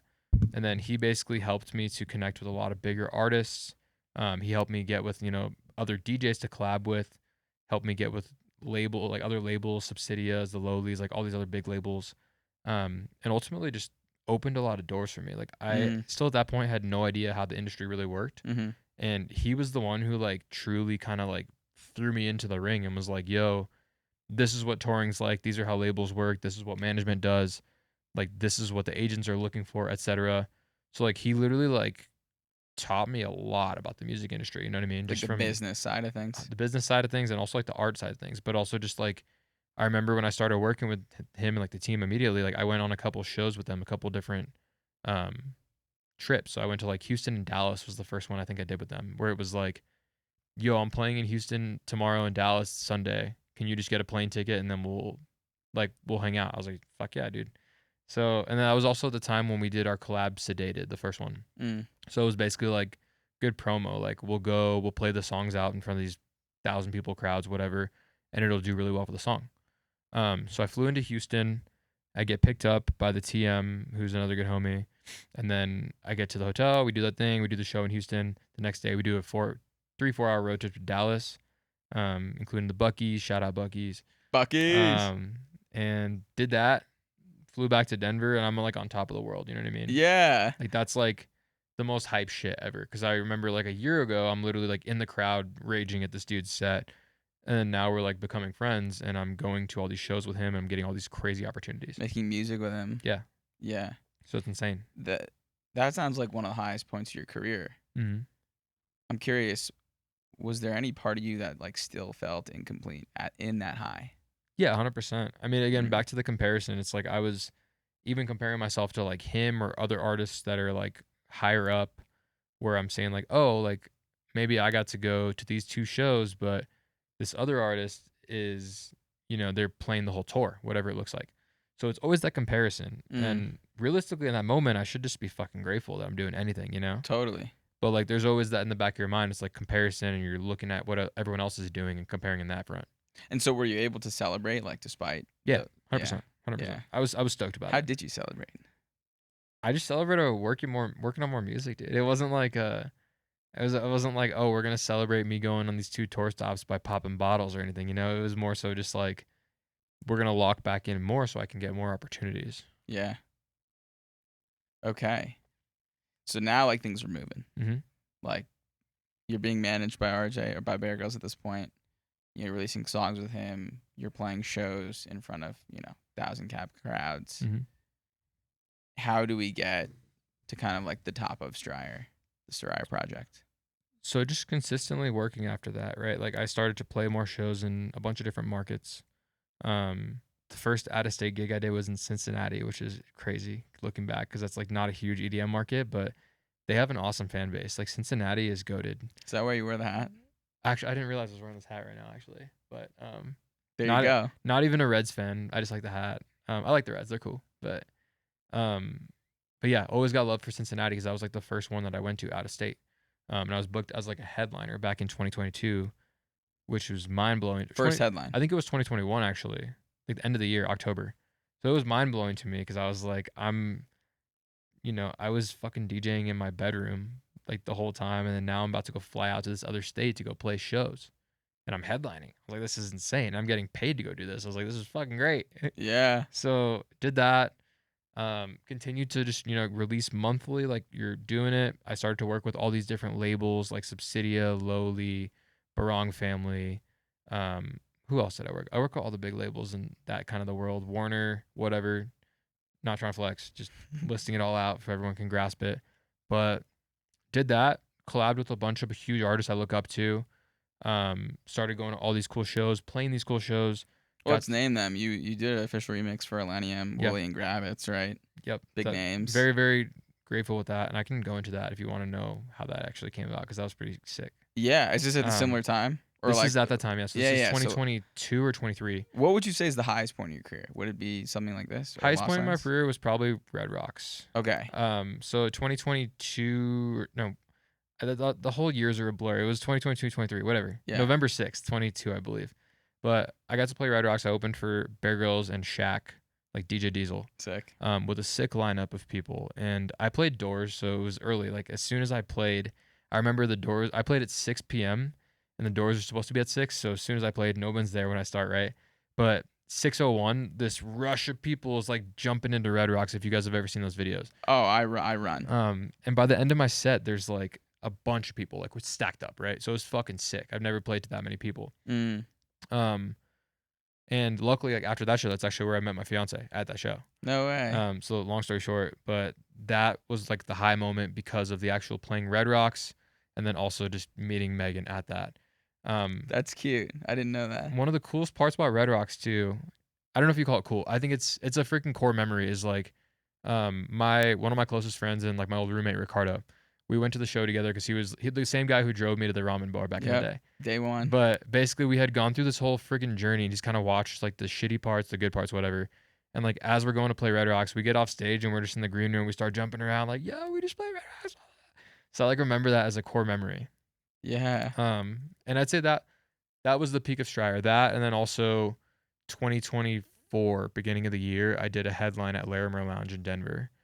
We basically sold it out, which was fucking sick. And just a lot of people, like everyone was in there wearing my merch. There's like 100 people wearing my shirts in that bitch alone, like not counting everyone else. So it was like super sick, and everyone's singing my songs, and it's that those are core memories. Like those are super stuff I'm very grateful for. I mean, it sounds incredible. We'll touch on Megan later. Yeah. The now fiance, who yes, she did send me those photos. I kindly asked for them. I figured. Yeah, so things sound like they're going really well. Like really well. And you're on the come up, you're playing headline shows, people are wearing your merch, you're getting bigger and bigger, you're playing Red Rocks now, like in the back of your head, what's happening? Because you're no longer Stryer. So something must be brewing in there. I think that the biggest thing is that, again, back to when I started, I made music for myself, right? I started making music because I thought it was cool. And it got to a point making the Stryer sound where it's like the melodic bass, the dubstep, where I just kind of stopped having fun creating it, which sounds crazy. Like I still love the music, but it's like I got to a point where I was just like, I would sit in front of the computer and I was struggling to like put these ideas out because I was just not really feeling the vibe of it, And I started to get influence from everywhere else. like, damn, do I not want to make music anymore, or is it just that I need to switch things up a little bit, you know? Yeah. Take us to that decision. Yeah, I Those are think like, you've been an artist for years now. mhm, You're seeing success. There's a lot riding on you continue to do what you're doing. right. Something doesn't feel right, and now you're questioning it. Those are big questions. Wow, do I stop making music? Do I Mhm. pivot? Like, Yeah. how do you work through that? I think just again going back to what makes you feel good. Like what makes me feel good is getting in front of the DAW and making the digital audio workstation. If anyone's wondering what DAW means, just Ableton, like the software you use to make music. But sitting down and having fun with it and not having it feel forced. So at that point, I was like, all right, obviously I don't want to quit making music. Like I love this shit. This is my career, my livelihood. So let's figure out how to make it fun again. You know what I mean? And then I was very influenced by house, like I said in the beginning, like the Garrix, the Tiesto, the Calvin Harris, that kind of shit is what initially got me into EDM before I even knew what dubstep was, right? So came to a point where I was like, damn, maybe I just try doing some of this stuff, like let's just wing it. Let's see what happens. Like just try making a completely different style. And a lot of that inspiration actually came from Lost Lands, which is crazy. Whoa. Um, You're playing Lost Lands, the mhm. premier bass music festival, arguably in the world. Right. It's the best bass music festival. And you're thinking about house music? So, if anyone's ever been to Lost Lands, and you know for sure, is the late night sets, they have a bunch of house music going on in the forest, right? So, I played the Sunday of 2023. I played at like 4 or 5 p.m., so it's kind of early, but still decent people in there. My set was very empty because Infect is playing next door, and every single person's at that set, right? So there's probably only like 500 people in my set, which is still cool. Very, very happy, Still crazy. But compared to like what I was expecting a lot, Oh, that's tough. and I show up and there's like nobody there, and I was like, fuck. But that's a whole different story. Great time, still a great experience. The people who were at my Lost Line set loved it. Anyways, after my set, we're I wandering. listened to it, by the way, I appreciate it. Did you like on it? SoundCloud. Yeah. All right, cool. um, there's a lot of original Stryer stuff, but we after my set, we're going around, we're lost landing it up, whatever. Eating my island noodles and shit. And nighttime, we're wandering into these house stages. Like after the main stages, the finales, the fireworks are done, all that. It basically moves into the forest. And I'm seeing artists like Wax Motif, Dombresky, I think A Craze, maybe like Matroda. I don't want to say any more names, but a lot of those kind of artists, right? And I was just grooving. I was like, dude, this is fucking sick. And to that point, the funny thing is like I considered myself like a tech house hater. So like I did not like Wow. tech house, right?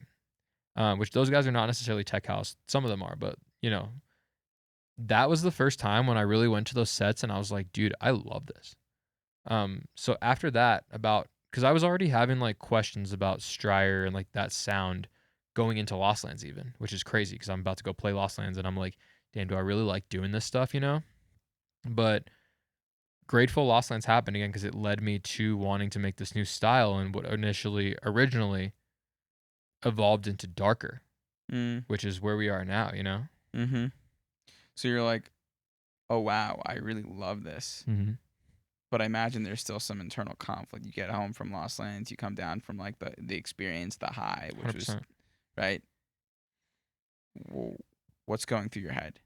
The hard part is when you make a Lost Lands recap post and everyone's liking it, loving it, you're getting 1,000 comment, whatever the fuck goes on, you know what I mean? And then I'm like closing Instagram and going to make house music. Wow. So that was the hard internal conflict. But realistically, like again, it's what I was naturally wanted to do. Yeah. It's not forcing it. Like I could obviously have forced myself to go continue to create dubstep. And I did make more dubstep after that. Like I want to Mm-hmm. put that very clearly. I Mm-hmm. still made dubstep, but it felt like a job. And when I would go make like my house, my new shit, my darker sound, like it felt like this is a new experience. This is fun and exciting? And I'm getting that same feeling I got when I first learned how to make music, Mm. which is what really got me addicted to this new stuff. Yeah. And what was that feeling? Just like I almost want to say like the ignorance of it? What do you mean by that? Like the not knowing what I'm doing. Oh. Whereas like when I started to make dubstep, I'd be like, all right, this is a formula. I'm gonna, lay out the drums here, heavy bass, blah blah blah, whatever. And then I'm going to house music and I'm like looking at it and I'm like, what, like, how do I do this? You know what I mean? Yeah. So there was a cool feeling for like the ignorance of it, like not knowing what the hell I'm doing. That was the coolest shit ever for me. Yeah. Yeah. Wow. I'm sure the decision couldn't have been like that easy, Hmm. right? Like, walk us through kind of maybe the battle you were having, the internal conflict you were having inside your head. Yeah. I'm sure there are parts you were like, I still need to do this, or maybe there were people around you that were telling you you still need to make this music. Hmm. And I'm sure there were other parts of you where other people were like, no, dude, follow your heart. Yeah. 100%. I mean, everyone, the hard part is I built a lot of like very hardcore fans of Stryer. Like, still love the shit out of them to this day, right? But when a lot of them are asking me like, "Oh, like why are you doing this new thing? Like where's the music? Like where's the Stryer stuff going? Are you going to put out more music?" And it still happens to this day. I still get like a couple messages a week probably at this point. They're like, "Yo, please make Stryer stuff again, whatever." So that's the hard part is like, almost feeling like you're letting those people down. So that's what you were thinking of in the moment? That's something in the moment is like, "Oh, if I quit this, then I'm going to basically give up everything I've built over the past couple of years, past several years at that point." All these people who are like hardcore fans and like they're going to be disappointed, which a lot of them were, and that's okay. Yeah. Because again, back to the beginning is like I'm making music that I like, make music that brings me happiness. And it's like if it's external validation you're looking for, like you're in the wrong business, you know? Yeah. You got to do something that you like first, and if people catch on to it, that's great. If not, that's okay because at least you're making music that you love and you're having fun with it, you know? Totally. Totally. And so when you first started to work on Darker, you were doing Stryer, like Mhm. you were doing both at the same time. Right. What were you struggling with? Identity balance, I would say. Yeah. It's like, am I this heavy dubstep melodic bass sad boy guy, or am I gonna be this fucking cool, sleek house dude? You know? Um, which in the end I kind of bridged the gap a little bit with my updated, like kind of darker what I'm doing. But back then it was like completely different sides of the coin. Because darker initially started out, my goal was to be like hip hop EDM guy, like making like rap music, but for ravers, like house rap collabs, wearing like big chains and shit and like being flashy. Like that was like my goal for the project. That's what I saw as the brand. And then I brought it back down to earth eventually, but it was just like a completely opposite side of the coin Mm. versus Stryer, which is like, you know, the the underdog kid, whatever you want to call it, that everyone's supporting versus Darker, which is this established hardcore dude, right? Yeah. Which one is more you? Right now, Darker, the new updated Darker is 100% me. Oh, Back 100% you. 100% me. Like Tell me more about that. Darker's authentic. Darker's authentic to me. The sounds I'm making, the music I make. So Stryer wasn't authentic to you Stryer was authentic at the time. at the time? Oh, okay. And then things shifted a little bit. Like Stryer was authentic back then because I was making sad boy music and I was genuinely like going through some sad shit in life, right? Like COVID happened. I lost a lot of like opportunities with friends and shit. I was fucking broke as shit. So I was like sad all the time trying to figure out how I'm paying for bills and just always stressed about that. So that music, making a lot of sad boy music and heavier music as well, brought me comfort in that time. And then fast forward to now, like I'm in a little bit better place in life. I have loving friends, fiance in a better financial position and stuff like that. And the music I'm making, I feel like is more reflective of that. It's a little more upbeat, a little more, you know, high energy vibes and stuff like that. Mm. Um, and the whole brand behind it, it's very sleek. The whole theme is music for the night, and that's music whether you're at night grinding on whatever you're doing, you're at the club, you're driving, you're working out, you're sitting and chilling with your friends. Like it's music that's made to be listened to at the night, whether whatever vibe that is. Yeah, totally. How do you go from like Stryer, which was seeing some success and like trajectory, to basically starting from zero again? It's tough. Yeah, It was really hard. elaborate on that. It was hard because I had expected that in the beginning. I was like, oh, I have this following from Stryer, and it's like all these people who are already super fans, they're just gonna transition over. That's Mm. really not what happened at all. Like I mean, obviously, like a lot of my people support the new project, but not to the same degree by any means. It's like Sure. I've built kind of a whole new community with Darker, and a lot of the Stryer community has like not necessarily merged over, which was that was my expectation, you know? I Yeah. So what did you do when you realized that wasn't happening? was like, "Oh fuck, what am I doing?" You know? So I had those Yeah. moments of like, "Oh, do I need to like go back to what I'm doing or do I, Yeah, you know?" let's go there if we can. Yeah, Like, I 100%. imagine that's like a huge it's expectation versus reality. Right. Like, slap in the face, like, Mhm. "Ah, it's not at all as I was expecting." Yeah. How do you how do you get through that hard time? Just staying focused on my goal and my vision, you know? That's the biggest thing is like sometimes things are out of your control in terms of like who's going to support it or what it looks like, but at the end of the day like I'm staying true to what I want to do, what I want to make artistically. So if it's like if I stay true to that, eventually my people are going to come, you know? And it's maybe it's a shame that some of the people from Stryer didn't necessarily resonate with the new project, but that's okay. Like it's they're not forced to. Obviously, like it's a free country, right? You do whatever you want. Yeah. Um Well, did that cause you to second guess yourself? 100%. There were tons of second guessing moments. Like there was always those moments where I'm looking at it and I'm like, fuck dude, I'm like stagnant. Like I have all these I told all these industry people about my new project I was going to pop and it maybe is just not like popping in the beginning. So I'm like, am I doing the right thing? Like what am I doing, you know? But again, back to like I have a vision for the project that's so big that no matter how long it takes or like what steps I have to get there, like I'm going to figure it out. So that was the thing I just kept going back to is like just keep grinding and keep figuring it out no matter what I have to do to figure it out, you know? Yeah. What with Stryer specifically, Mhm. it's going for like 2 years now or a year and I mean, a year full time? I've been about a year full time for Darker now. Okay. Sorry, did I just say Stryer? No, it's okay. Okay, I'm, like, getting confused. I meant Darker. You're good. With Darker, you've been going for a year full time. You're having some second guesses, natural, right? Mhm. What's the closest you've come to quitting? And maybe it wasn't close, but the closest. Hmm. I don't think there was like a moment where I've ever considered quitting with Darker. With Stryer, there was a ton of moments back in the day, like when I Mm. was broke as shit, negative bank account balance, cars. Before Bear Grylls. Before all that kind of happened, I started to get opportunity. Even after too, because like I didn't start to make money immediately, right? Like it took time.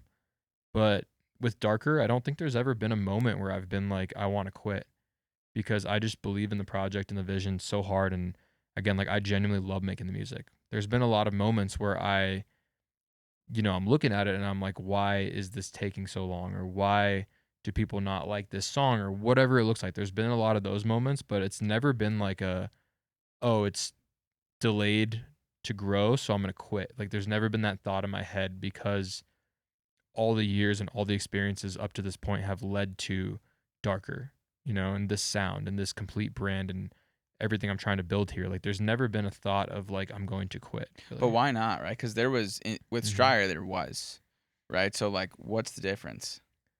I think the thing is that I've grown a project to a decent degree already. Mm. So I know it's very possible. Like it's in the back of my mind of like, oh, this is what I did the first time. The second time I'm gonna fucking crush that project, like in terms of growth and I'm gonna take this project to the moon, right? And again, just full belief in what I'm doing with this Darker is like I just believe in the music so much. I believe in the sound and the imagery and everything behind it and the whole vision. It's like there's just not any thought in my mind of quitting until we're getting there. Yeah, totally. And when you're like in a low, who do you turn to for support? Honestly, there's a lot of people. I'd say obviously talk to my fiance Megan about most things going on. Shout out. Shout out Megan. Thanks for the Um, picks. yeah, I talk to my mom pretty much every day, and I also talk to my good buddy Ricardo, who I've mentioned quite a bit. Day one. Yeah, and then I have a bunch of other good friends that I talk to pretty much every day, but those would be like the three people I'd say I mainly talk to about my struggles and stuff like that if it's going on. Yeah. Um, but that being said, I feel like I do kind of deal with a lot of shit myself sometimes. Like I try Yeah. to work through things myself, and then if it gets to the point where I'm like, fuck, I don't know what to do, then maybe I'll approach somebody else. You know what I mean? Sure. But What does that process look like? just trying to like sometimes take the emotion out of things if it's like I don't know, say I miss an opportunity or like one of my songs just fucking bombs and just instead of trying to beat myself up over it and be like, you know, you suck, blah, blah, blah, whatever, like, you should be doing this instead. It's like trying to take a step back and realize, like, okay, let's look at this and analyze it and realize, like, why is this not working, you know? Or like, what could we have done differently? Like, and ultimately, what are we going to be doing differently the next time? That's what I try to work through myself if I can. Yeah. And then maybe like if that doesn't get me to a point where I want to be mentally, I'll excuse me, reach out to somebody else and try to get some support that way, you know? But always try to like work through things myself if possible first, you know? Totally. Yeah. And where did you learn those tools? In the books? I think just being an only child. Oh, really? Yeah, just Share more. just being an only child, spending a lot of time like alone as a kid, independent too, is like start to learned started to learn to like rely on yourself and, you know, work through some of these issues yourself before maybe trying to ask for help and trying to go get advice and stuff like that. Because I mean, people can give you the best advice in the world, but the one that's going to be most useful for you is what comes from inside and like what you figure out is the best solution for a problem, right? Totally. That's kind of always the way I've looked at it is like even in business too or whatever, like someone can give you all the best suggestions in the world, but more than likely the best suggestion is already sitting inside your brain. You Yeah. just got to think about it. No, I love that. I would agree with that just through my own life experiences, not because it's necessarily true or not. I'm not sitting here and be like, that's the way to think. No, no, Right. no. Like I resonate with that because of my lived experience. Um, I'm curious because for me, I told you I was like hyper independent. It came from my upbringing. That made it like hard for me to ask for help because I was so used to doing things myself. I'm curious, have you experienced that before as well? 100%. Yeah. 100%. What happens when you're in that state? It's always just the not wanting to like burden other people with the shit you have going on. You know what I mean? That's always like the thought in the back of my mind, at least, is like all these people have their own lives, their own problems and shit. So it's like, why would I want to add to their issues when sometimes maybe you should, you know? Mm, But again, it's like I think for me, it's trying to figure things out myself first, yeah, and then again, if it's not possible at that point, then maybe ask for outside help, right? sure. One of the things that I remind myself is like whenever I've asked for help, no one's ever turned me down. Hmm. People are like, and I'm asking people that are close to me. It's like, hey, I'm struggling with this or whatever. They're like, oh my gosh, yeah, of course, let's talk about it. Right, so that gives me peace of mind. Have you found the same thing? Definitely. Yeah, And I think a lot of the times too, like asking someone for support or for help, the hardest part is like convincing yourself to actually ask. And you're like always imagining like, oh, what's possibly gonna go wrong? Are they gonna like tell me to go fuck myself? Or like what's gonna happen, you know? But at the end of the day, you ask someone for something and it's usually like nothing not it's the same as like if you're, you know, you're in high school and you want to go talk to this pretty girl or whatever and you're working yourself up over like, oh my God, what's gonna happen? Then you actually go do it and you're like, oh, it wasn't that bad, you know? Same as anything, getting a shot at the doctor. You're working yourself up over this and then it goes like quick. A lot of the time, same way for asking for help, I feel like. yeah, You do it, you get it over with, and you realize it's nothing happened that you were worried about, you know? yeah. Do you remember what the last thing you asked for help was? Oh jeez. There's always like little moments during like pretty much every single week or every single day even where I'll like the one thing I will ask for help on is if I have like different ideas for business or like just the way I want to market my stuff or like different deals I'm trying to make. A lot of the time I'll still go to RJ, who's like Bear Grylls, who's just I respect the crap out of his opinion when it comes to business. So like I'll usually ask him a lot of little random questions. Like for example, yesterday I just said like, hey, um, if I'm releasing with a major label, what are the typical splits? You know what I mean? Mm, Or like, how should I try to structure this deal? Stuff like that. So it's like I definitely will ask for help on that kind of thing. It's not typically like the usual like, oh, I'm feeling sad. Can you help me? Like type of thing for me usually, you know? mm-hmm. For me, it's usually more. I try to keep it internal when it comes to that kind of stuff. If like I'm having certain emotions, like I'll try to figure out how to work through it myself first, right? Sure. So it's more like asking for help in terms of strategy, I would say, when it comes from me. Yeah, totally. Or like if it's, So I no mean, therapist no therapist, no yet. therapist, no therapist. I have a coach. Maybe never. I Oh, work cool. I work with a coach. I love coaching. Super big on that. Yeah. So I work with a coach, and a lot of the thing we're working through is like helping me figure out how to stop my motor because Hey, dude. you know, I feel that's. I knew it was gonna come back. yeah, yeah. But yeah, I love coaching. You know, I haven't done therapy since I was like a very, very young child. Mm. And I just don't. I'm sure like it's great. I know a lot of people who are awesome with it. I just think for me, I really like the coaching format where Yeah. you're talking to somebody, whether it's over text or, you know, phone calls. We do calls once a week basically. And we're basically just working on more so like, what do you have going on this week as far as like, business, personal, whatever, and how can you be the best version of you in those times, right?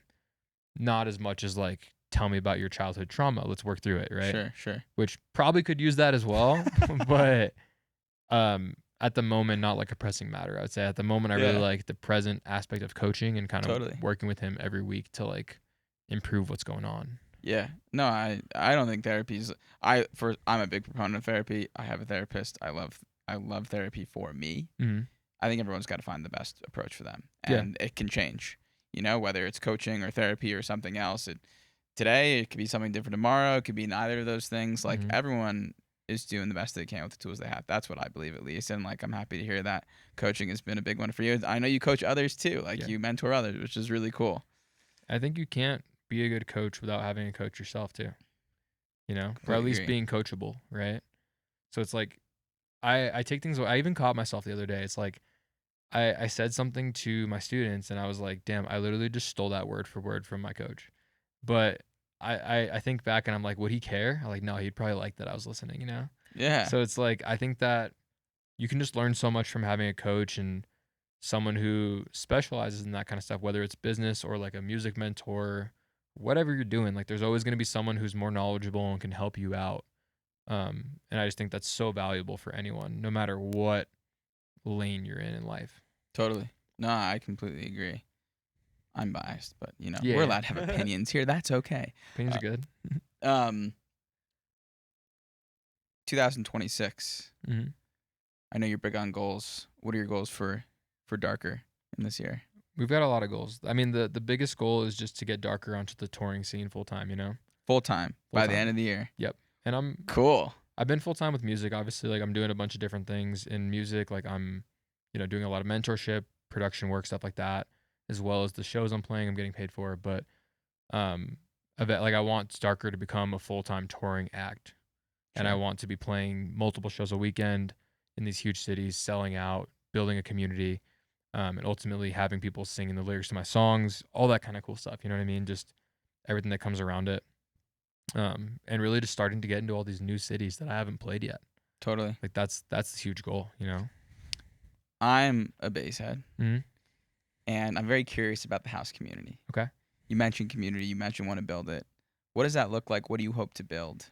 So two questions. What does the house community look like? Because I think there are a lot of bass people would be like, "There's no house community." Yeah, yeah. So like maybe there is, maybe there isn't. But then also like, what specifically do you want to build?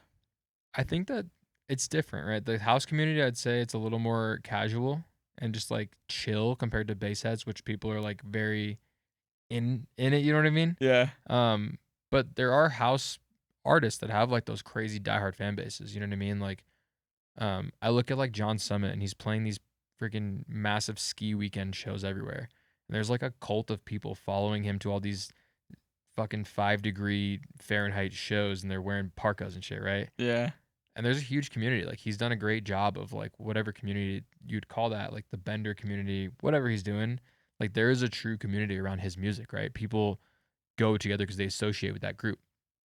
I think the biggest thing for me is just creating that around Darker. And it's like for me, again, it's just going back to whatever your vision is, whatever the thing you were passionate about, like going all in on that. And that's what I want to inspire in my people.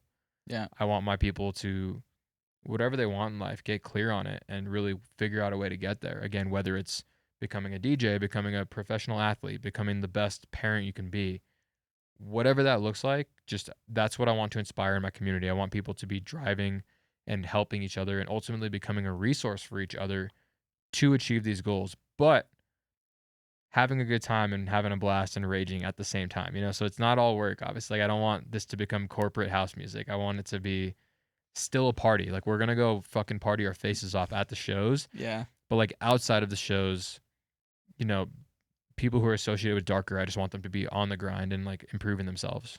Yeah. Where do you think that desire to like inspire or help others comes from? Just the For me, like I said, I've always had my own personal desire to be better, right? And I've always tried to help people around me be better, like whatever aspect they're trying to be better in. I think that I just want to inspire community to do the same because there's a lot of shit information in this world. Obviously, like there's a lot of negativity on social media. There's a lot of these quote unquote gurus that are gonna like, make $10 million in the next week, whatever you're doing.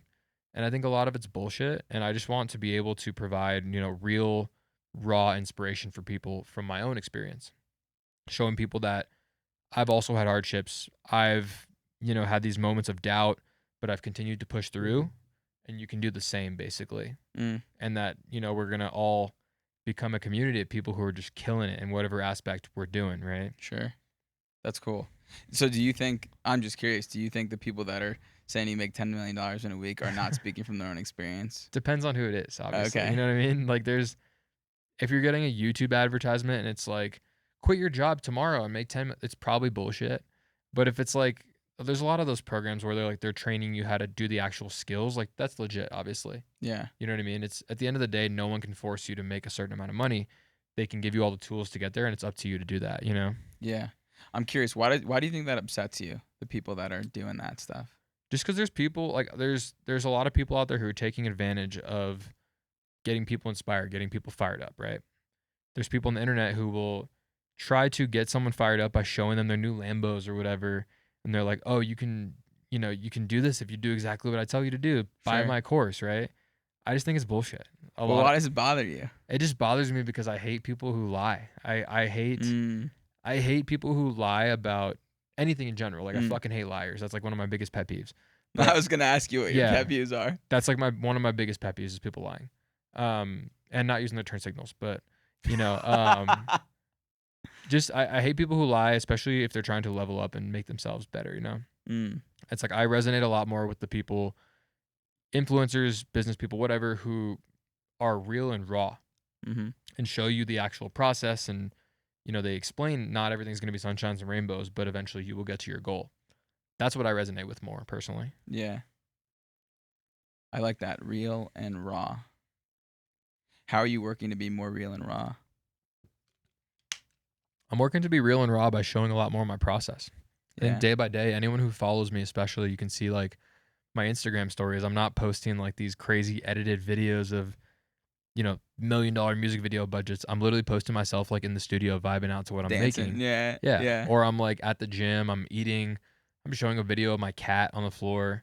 Um, like I'm showing my day-to-day process. So it's not like an edited process that I'm like, hiding things. Like I'm pretty much showing everything. Like there's nothing that's like a secret really. I'm trying to show the whole process. And that's like another reason I really want to connect with people and connect with my fans is like, um, another way I want to connect with my fans is by showing my day-to-day process, Yeah. showing what I'm doing, showing that, it's DJ life sometimes is not glamorous, obviously. But like I feel like a lot of people are not necessarily showing that side of things in the day-to-day, especially outside of like full-time touring. So just yeah, trying to show everything that goes on, in my whole life and make Darker kind of embody that. Do you worry that like some people will judge you for that or think what you're doing is cringe? Yeah, of course. I mean, of course people are going to think it's cringe and sometimes like it bothers me, but what's really helped me, and people probably hate this sometimes, is like if someone comments on my post and they're like, "You're corny," I'll reply back and I'll just roast them back like in a polite way. Like if someone is like, "Yo, this song is ass," I'll reply back and be like, "Awesome. Appreciate the engagement," or something like that. You know what I mean? Like I'll just like politely roast back.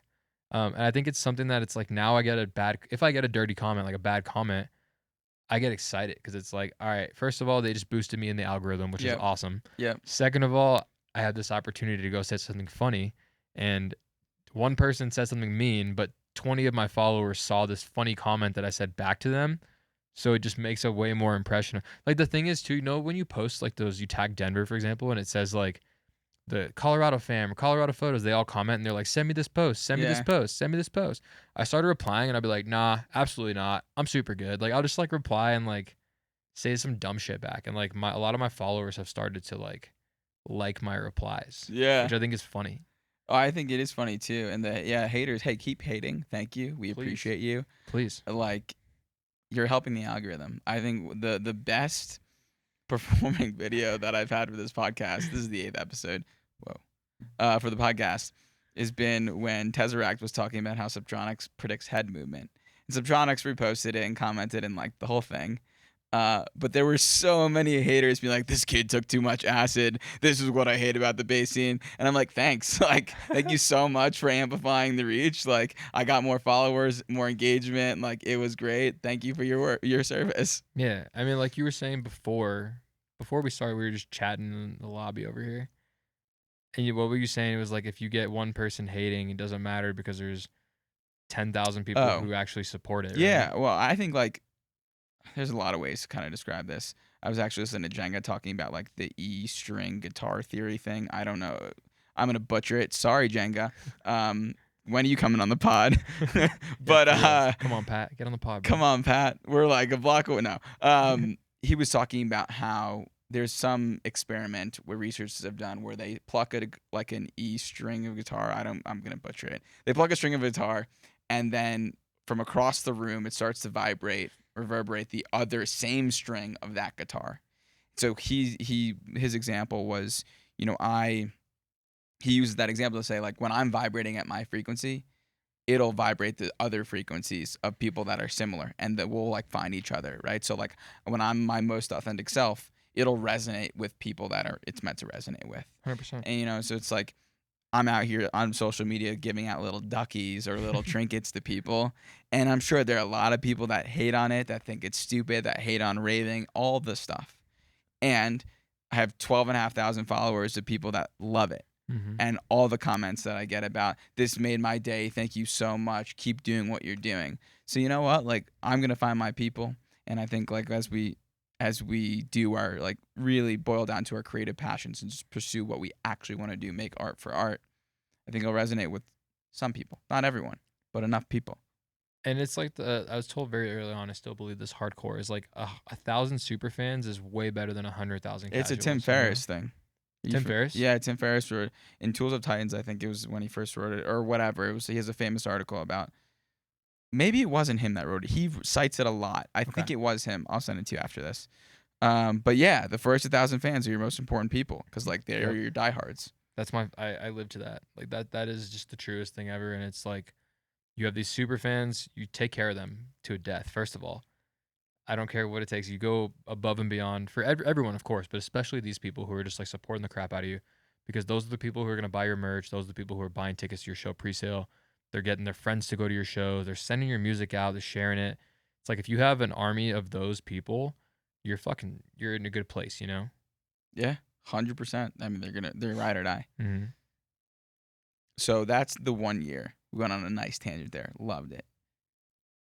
What do you view as success for the Darker Project? Like, what are you striving towards? Success in the darker project is really just eventually creating its own lane, man. Like I'm pushing really hard to create the own lane I'm in right now. Like I think the sound is truly unique to anything else out there. I think the branding is unique. And I think it all again feels very tied together.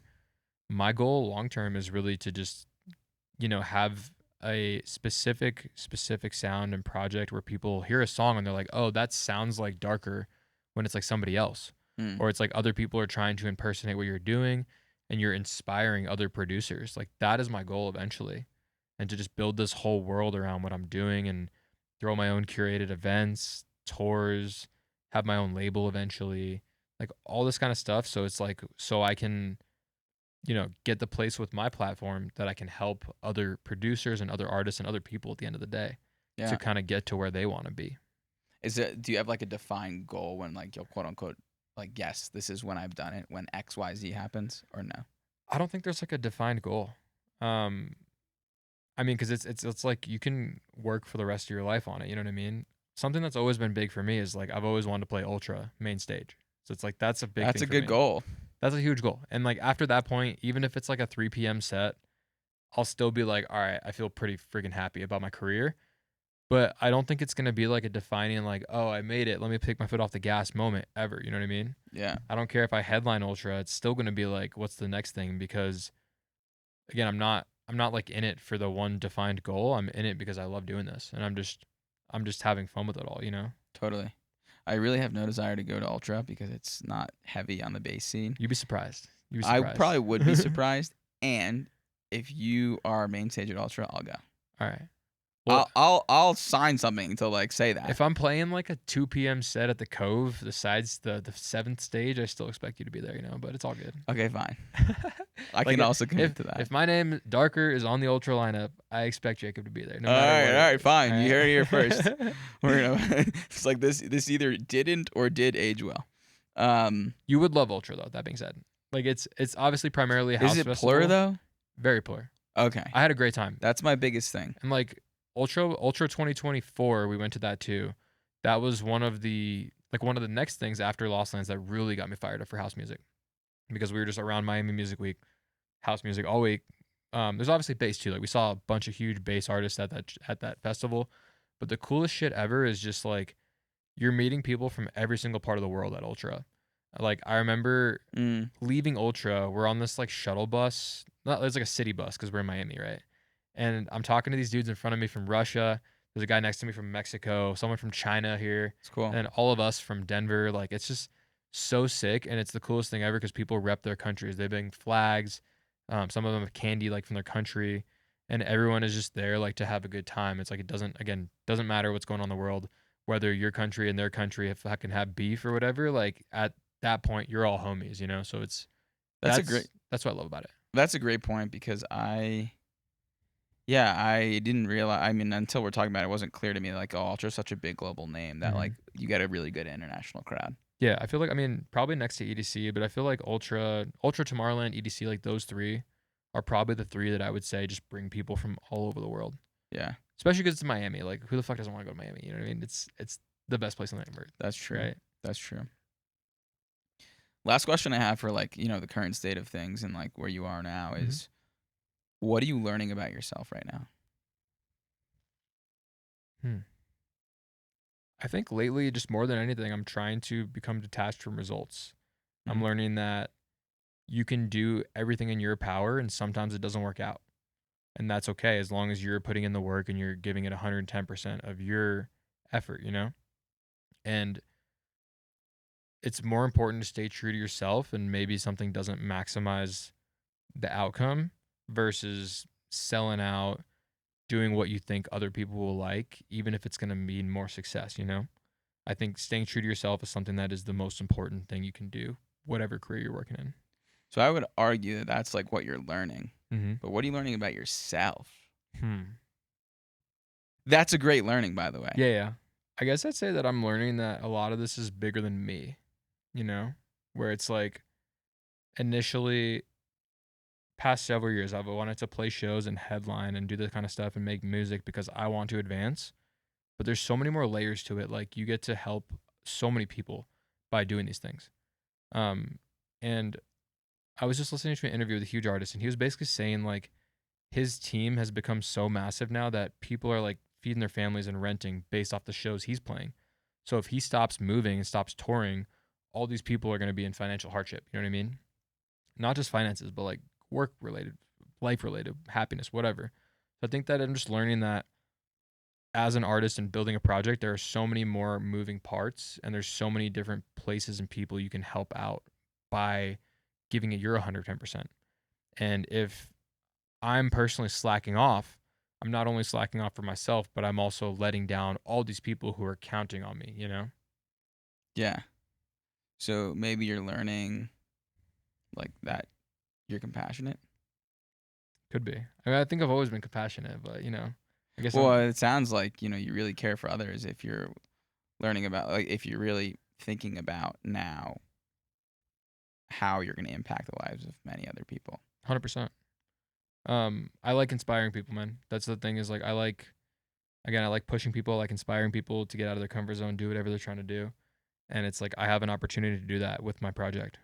Yeah. So that's what I'm learning is there's just more, it's so much deeper than the music, you know? There's so much more to it. Um Surface level, yes, obviously we love to go party. Everyone likes to go to the show. Everyone likes to rage, lasers, go pew, whatever. But there's just so many more layers to it and it's so much deeper. Sure. And that's what I'm really learning, I would say. Yeah. Let's talk about life beyond music. Okay. You're into sports. hmm Is that like the biggest thing that you enjoy outside of music? Sports, 100%. I'm also a huge foodie. I love to grub. Oh, yes. Thank you. Let's talk about EDF.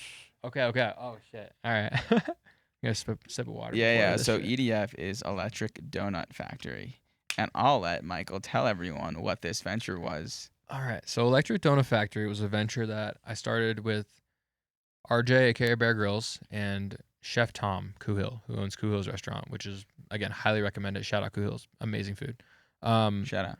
we started this venture together. It was basically started as a food truck, and our goal, the menu we had was donut sandwiches. So we were making, basically imagine like a fried chicken sandwich with glazed donuts as the bun, or like bacon, egg, and cheese, but with a cinnamon roll as the bun. Sounds unreal. It was fire as fuck. Okay, I'm gonna say that first of all. The food was amazing. Just the actual business side of it turned out to be something that I absolutely hated. Mm. Um, and we had some success. Like we started out, we did a huge launch party here in Denver, where we had it was called Culture Music Hall. This little ass venue. We had like 750 people in that venue on a Sunday for a free party we threw, where RJ is playing, I'm playing. We had like OG Nixon, Bastiv, um, a bunch of like Jenga played. I forget who else played. We had a bunch, like a ridiculous lineup, like a festival lineup, right? Yeah. So all these kids are going crazy in this park.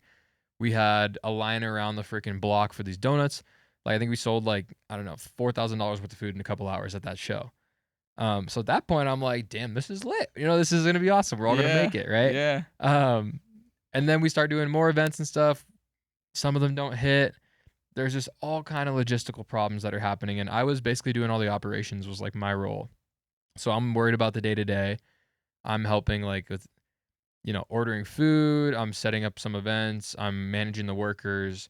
And just we're still going back and forth on like how can we grow every day. But that was like primarily my focus was like the actual operation. Mm. We did a couple big events. We did 2 Arizona events. So we actually had the employees drive the food truck out to like Phoenix area for the Rawhide Event Center for a Slander show and a Subtronics show. Nice. Shout out Relentless Beats, the homies for sure. But we brought the truck out there, did not do well at all. And we started to learn like, okay, maybe people at EDM shows do not want to eat sweet donut burger sandwiches or whatever, right? Mm. So we're starting to question the concept. And then we did John Summit Vale, which is actually today, so a year ago. Oh, wow. It was a different date, but it was the same event last year. We took the food truck up there, crazy blizzard. It was like 5 degrees, fucking freezing. And for that event, we're like, let's just try to make some money. Let's test something out. Let's sell chicken tenders. And at that event, we sold like 100 orders of chicken tenders and like 2 sandwiches that whole night. Wow. So at that point, we're like, all right, the concept is cooked. Yeah. Right? Let's sell No it. pun intended. No, it was cooked for sure. But yeah, we're like, dude, let's get out. This is just like not it. And we're spinning our wheels. It was a lot of stress for me. I know for RJ too. And just we put a lot of time and love into that. Didn't end up working out, but Yeah.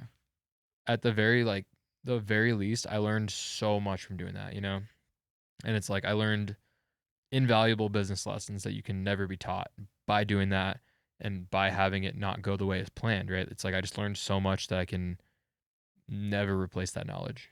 Totally. Invaluable knowledge. Mm-hmm. So entrepreneur, still, he's been an entrepreneur his entire life. Still an entrepreneur. Very deep into sports.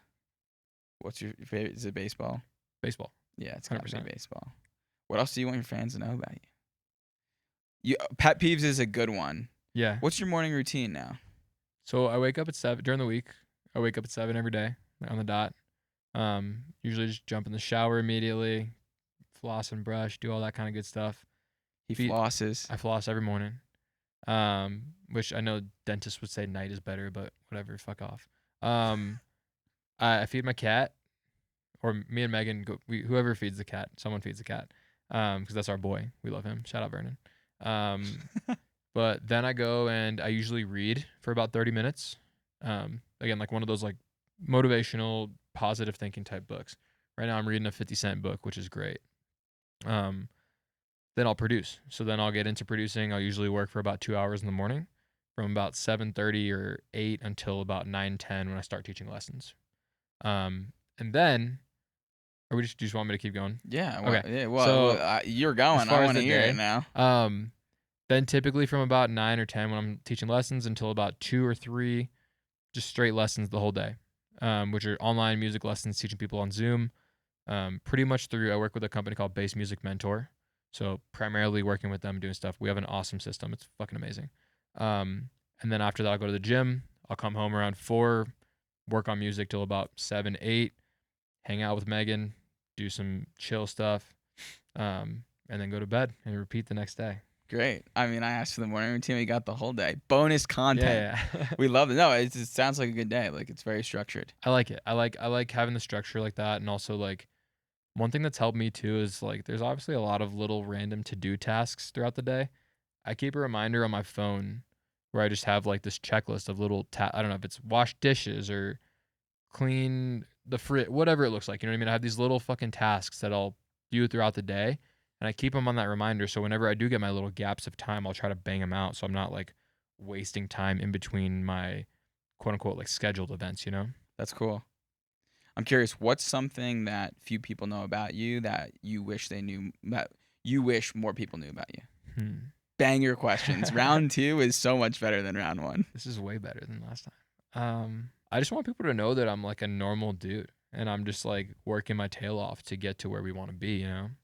Hmm. And it's like there's nothing special about me compared to you, like in terms of the skills we're given or any of that. It's just that I'm gonna keep grinding towards my goals, and I just want people to know that it's like I'm a regular ass dude. I'm down to talk chop. I'm down to hang out, whatever it looks like. But Yeah, blow up just his DMs. yeah, please. Ask him if he wants to hang out. Yeah, I probably don't want to hang out, but I don't even hang out with my own people most of the time. I stay in and make music, but sorry people. But yeah, I think another thing that most people probably wouldn't never guess is that I'm actually a homebody. And I'm usually in bed by like 10:30 most nights, Nice. which completely goes against my brand of darker, which is all music for the night. Eh, it's okay. Yeah, Man needs to sleep. and it's Sleep's very important. darker is like the alter ego as well for that front. You know what Mm. I mean? Like darker is this late night dude, late night owl. Like it was Batman inspired in the beginning. Mm. Now it's shifted a little bit away, but that's like I guess like that's the Michael versus the darker. Is like Michael is this dude who's just like a chill guy. I like to lift. I like to watch sports, make music, hang out with my friends. Darker is this fucking late night demon dude. You know what I mean? So it's like Yeah. that's the distinction I guess people would not normally know is like from seeing what I'm posting. Aside from my stories again, because I'm during my stories, I'm posting pretty much my regular activities, right? Yeah. Um, but yeah, I mean, there's a lot. It's just like there's a lot to uncover again. Just the most important thing is that I'm just kind of a regular dude, and you can always approach me and talk to me with whatever. Like it's not like a weird thing. I don't know. I see everybody as level, and I don't view someone as far as like what they have to offer me. It's always just like making a connection, making a friend, and it's like if you're cool to me, we'll be chill, and we can talk shop. I love that. Favorite food? It's either burgers or tacos, without a doubt. I grew up in California again. I'm a huge In-N-Out burger stan. That is my shit. I have a cheat meal tonight. I might go get In-N-Out.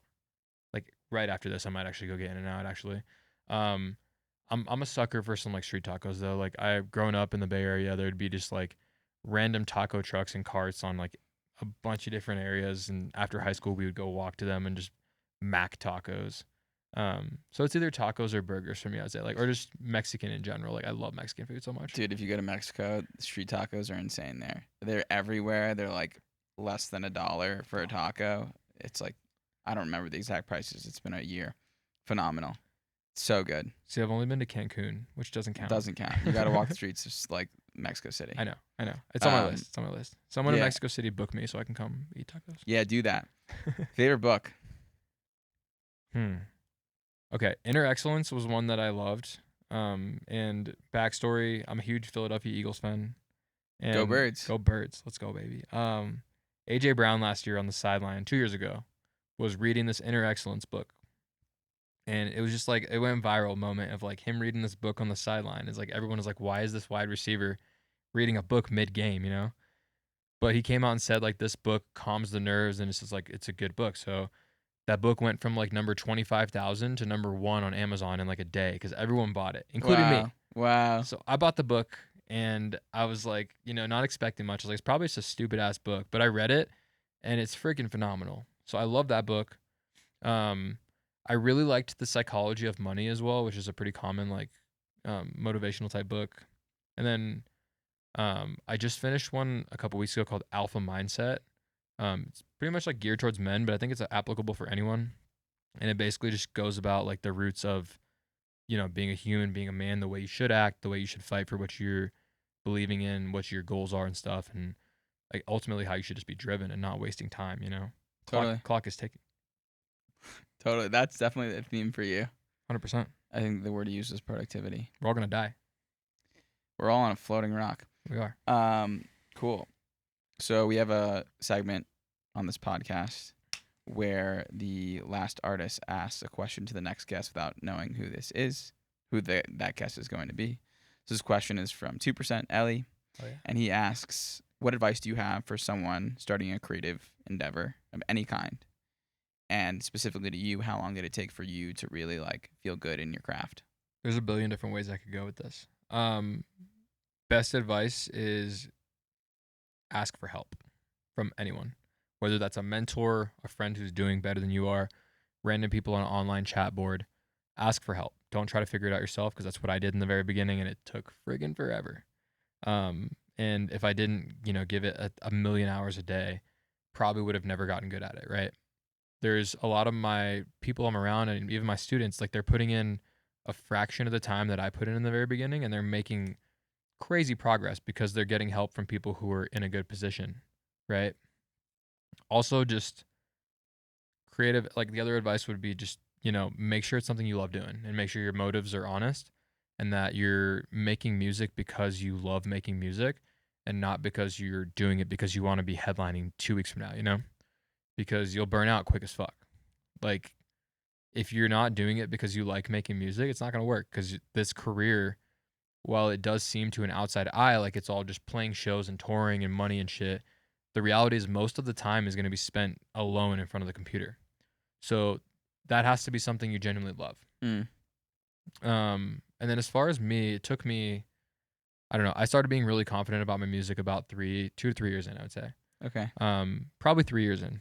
And then, I mean, always still leveling up. I always still have moments where I'm like, damn, I could be better at this, whatever.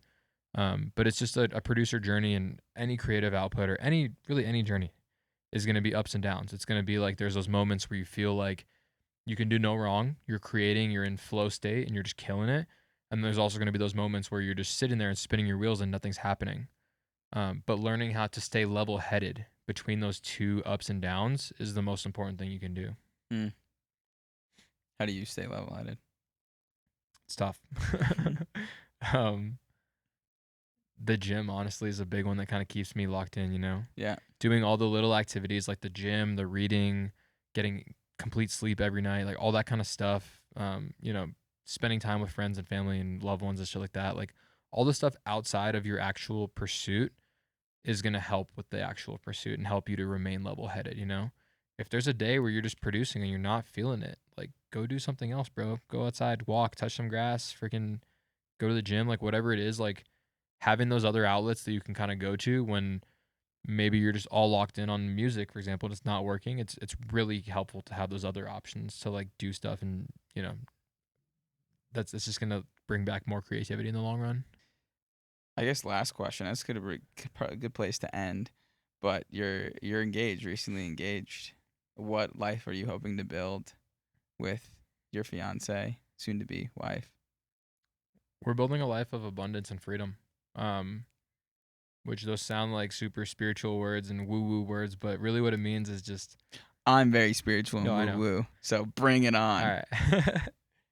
Really just building a life where we don't have to ask permission to do things, whether it's like a Tuesday and we want to go to Paris, we can just buy a ticket and send it, like financial freedom, freedom of time, and ultimately just creative freedom where both of us, if we have ideas and we have projects we want to go work on, we can do it.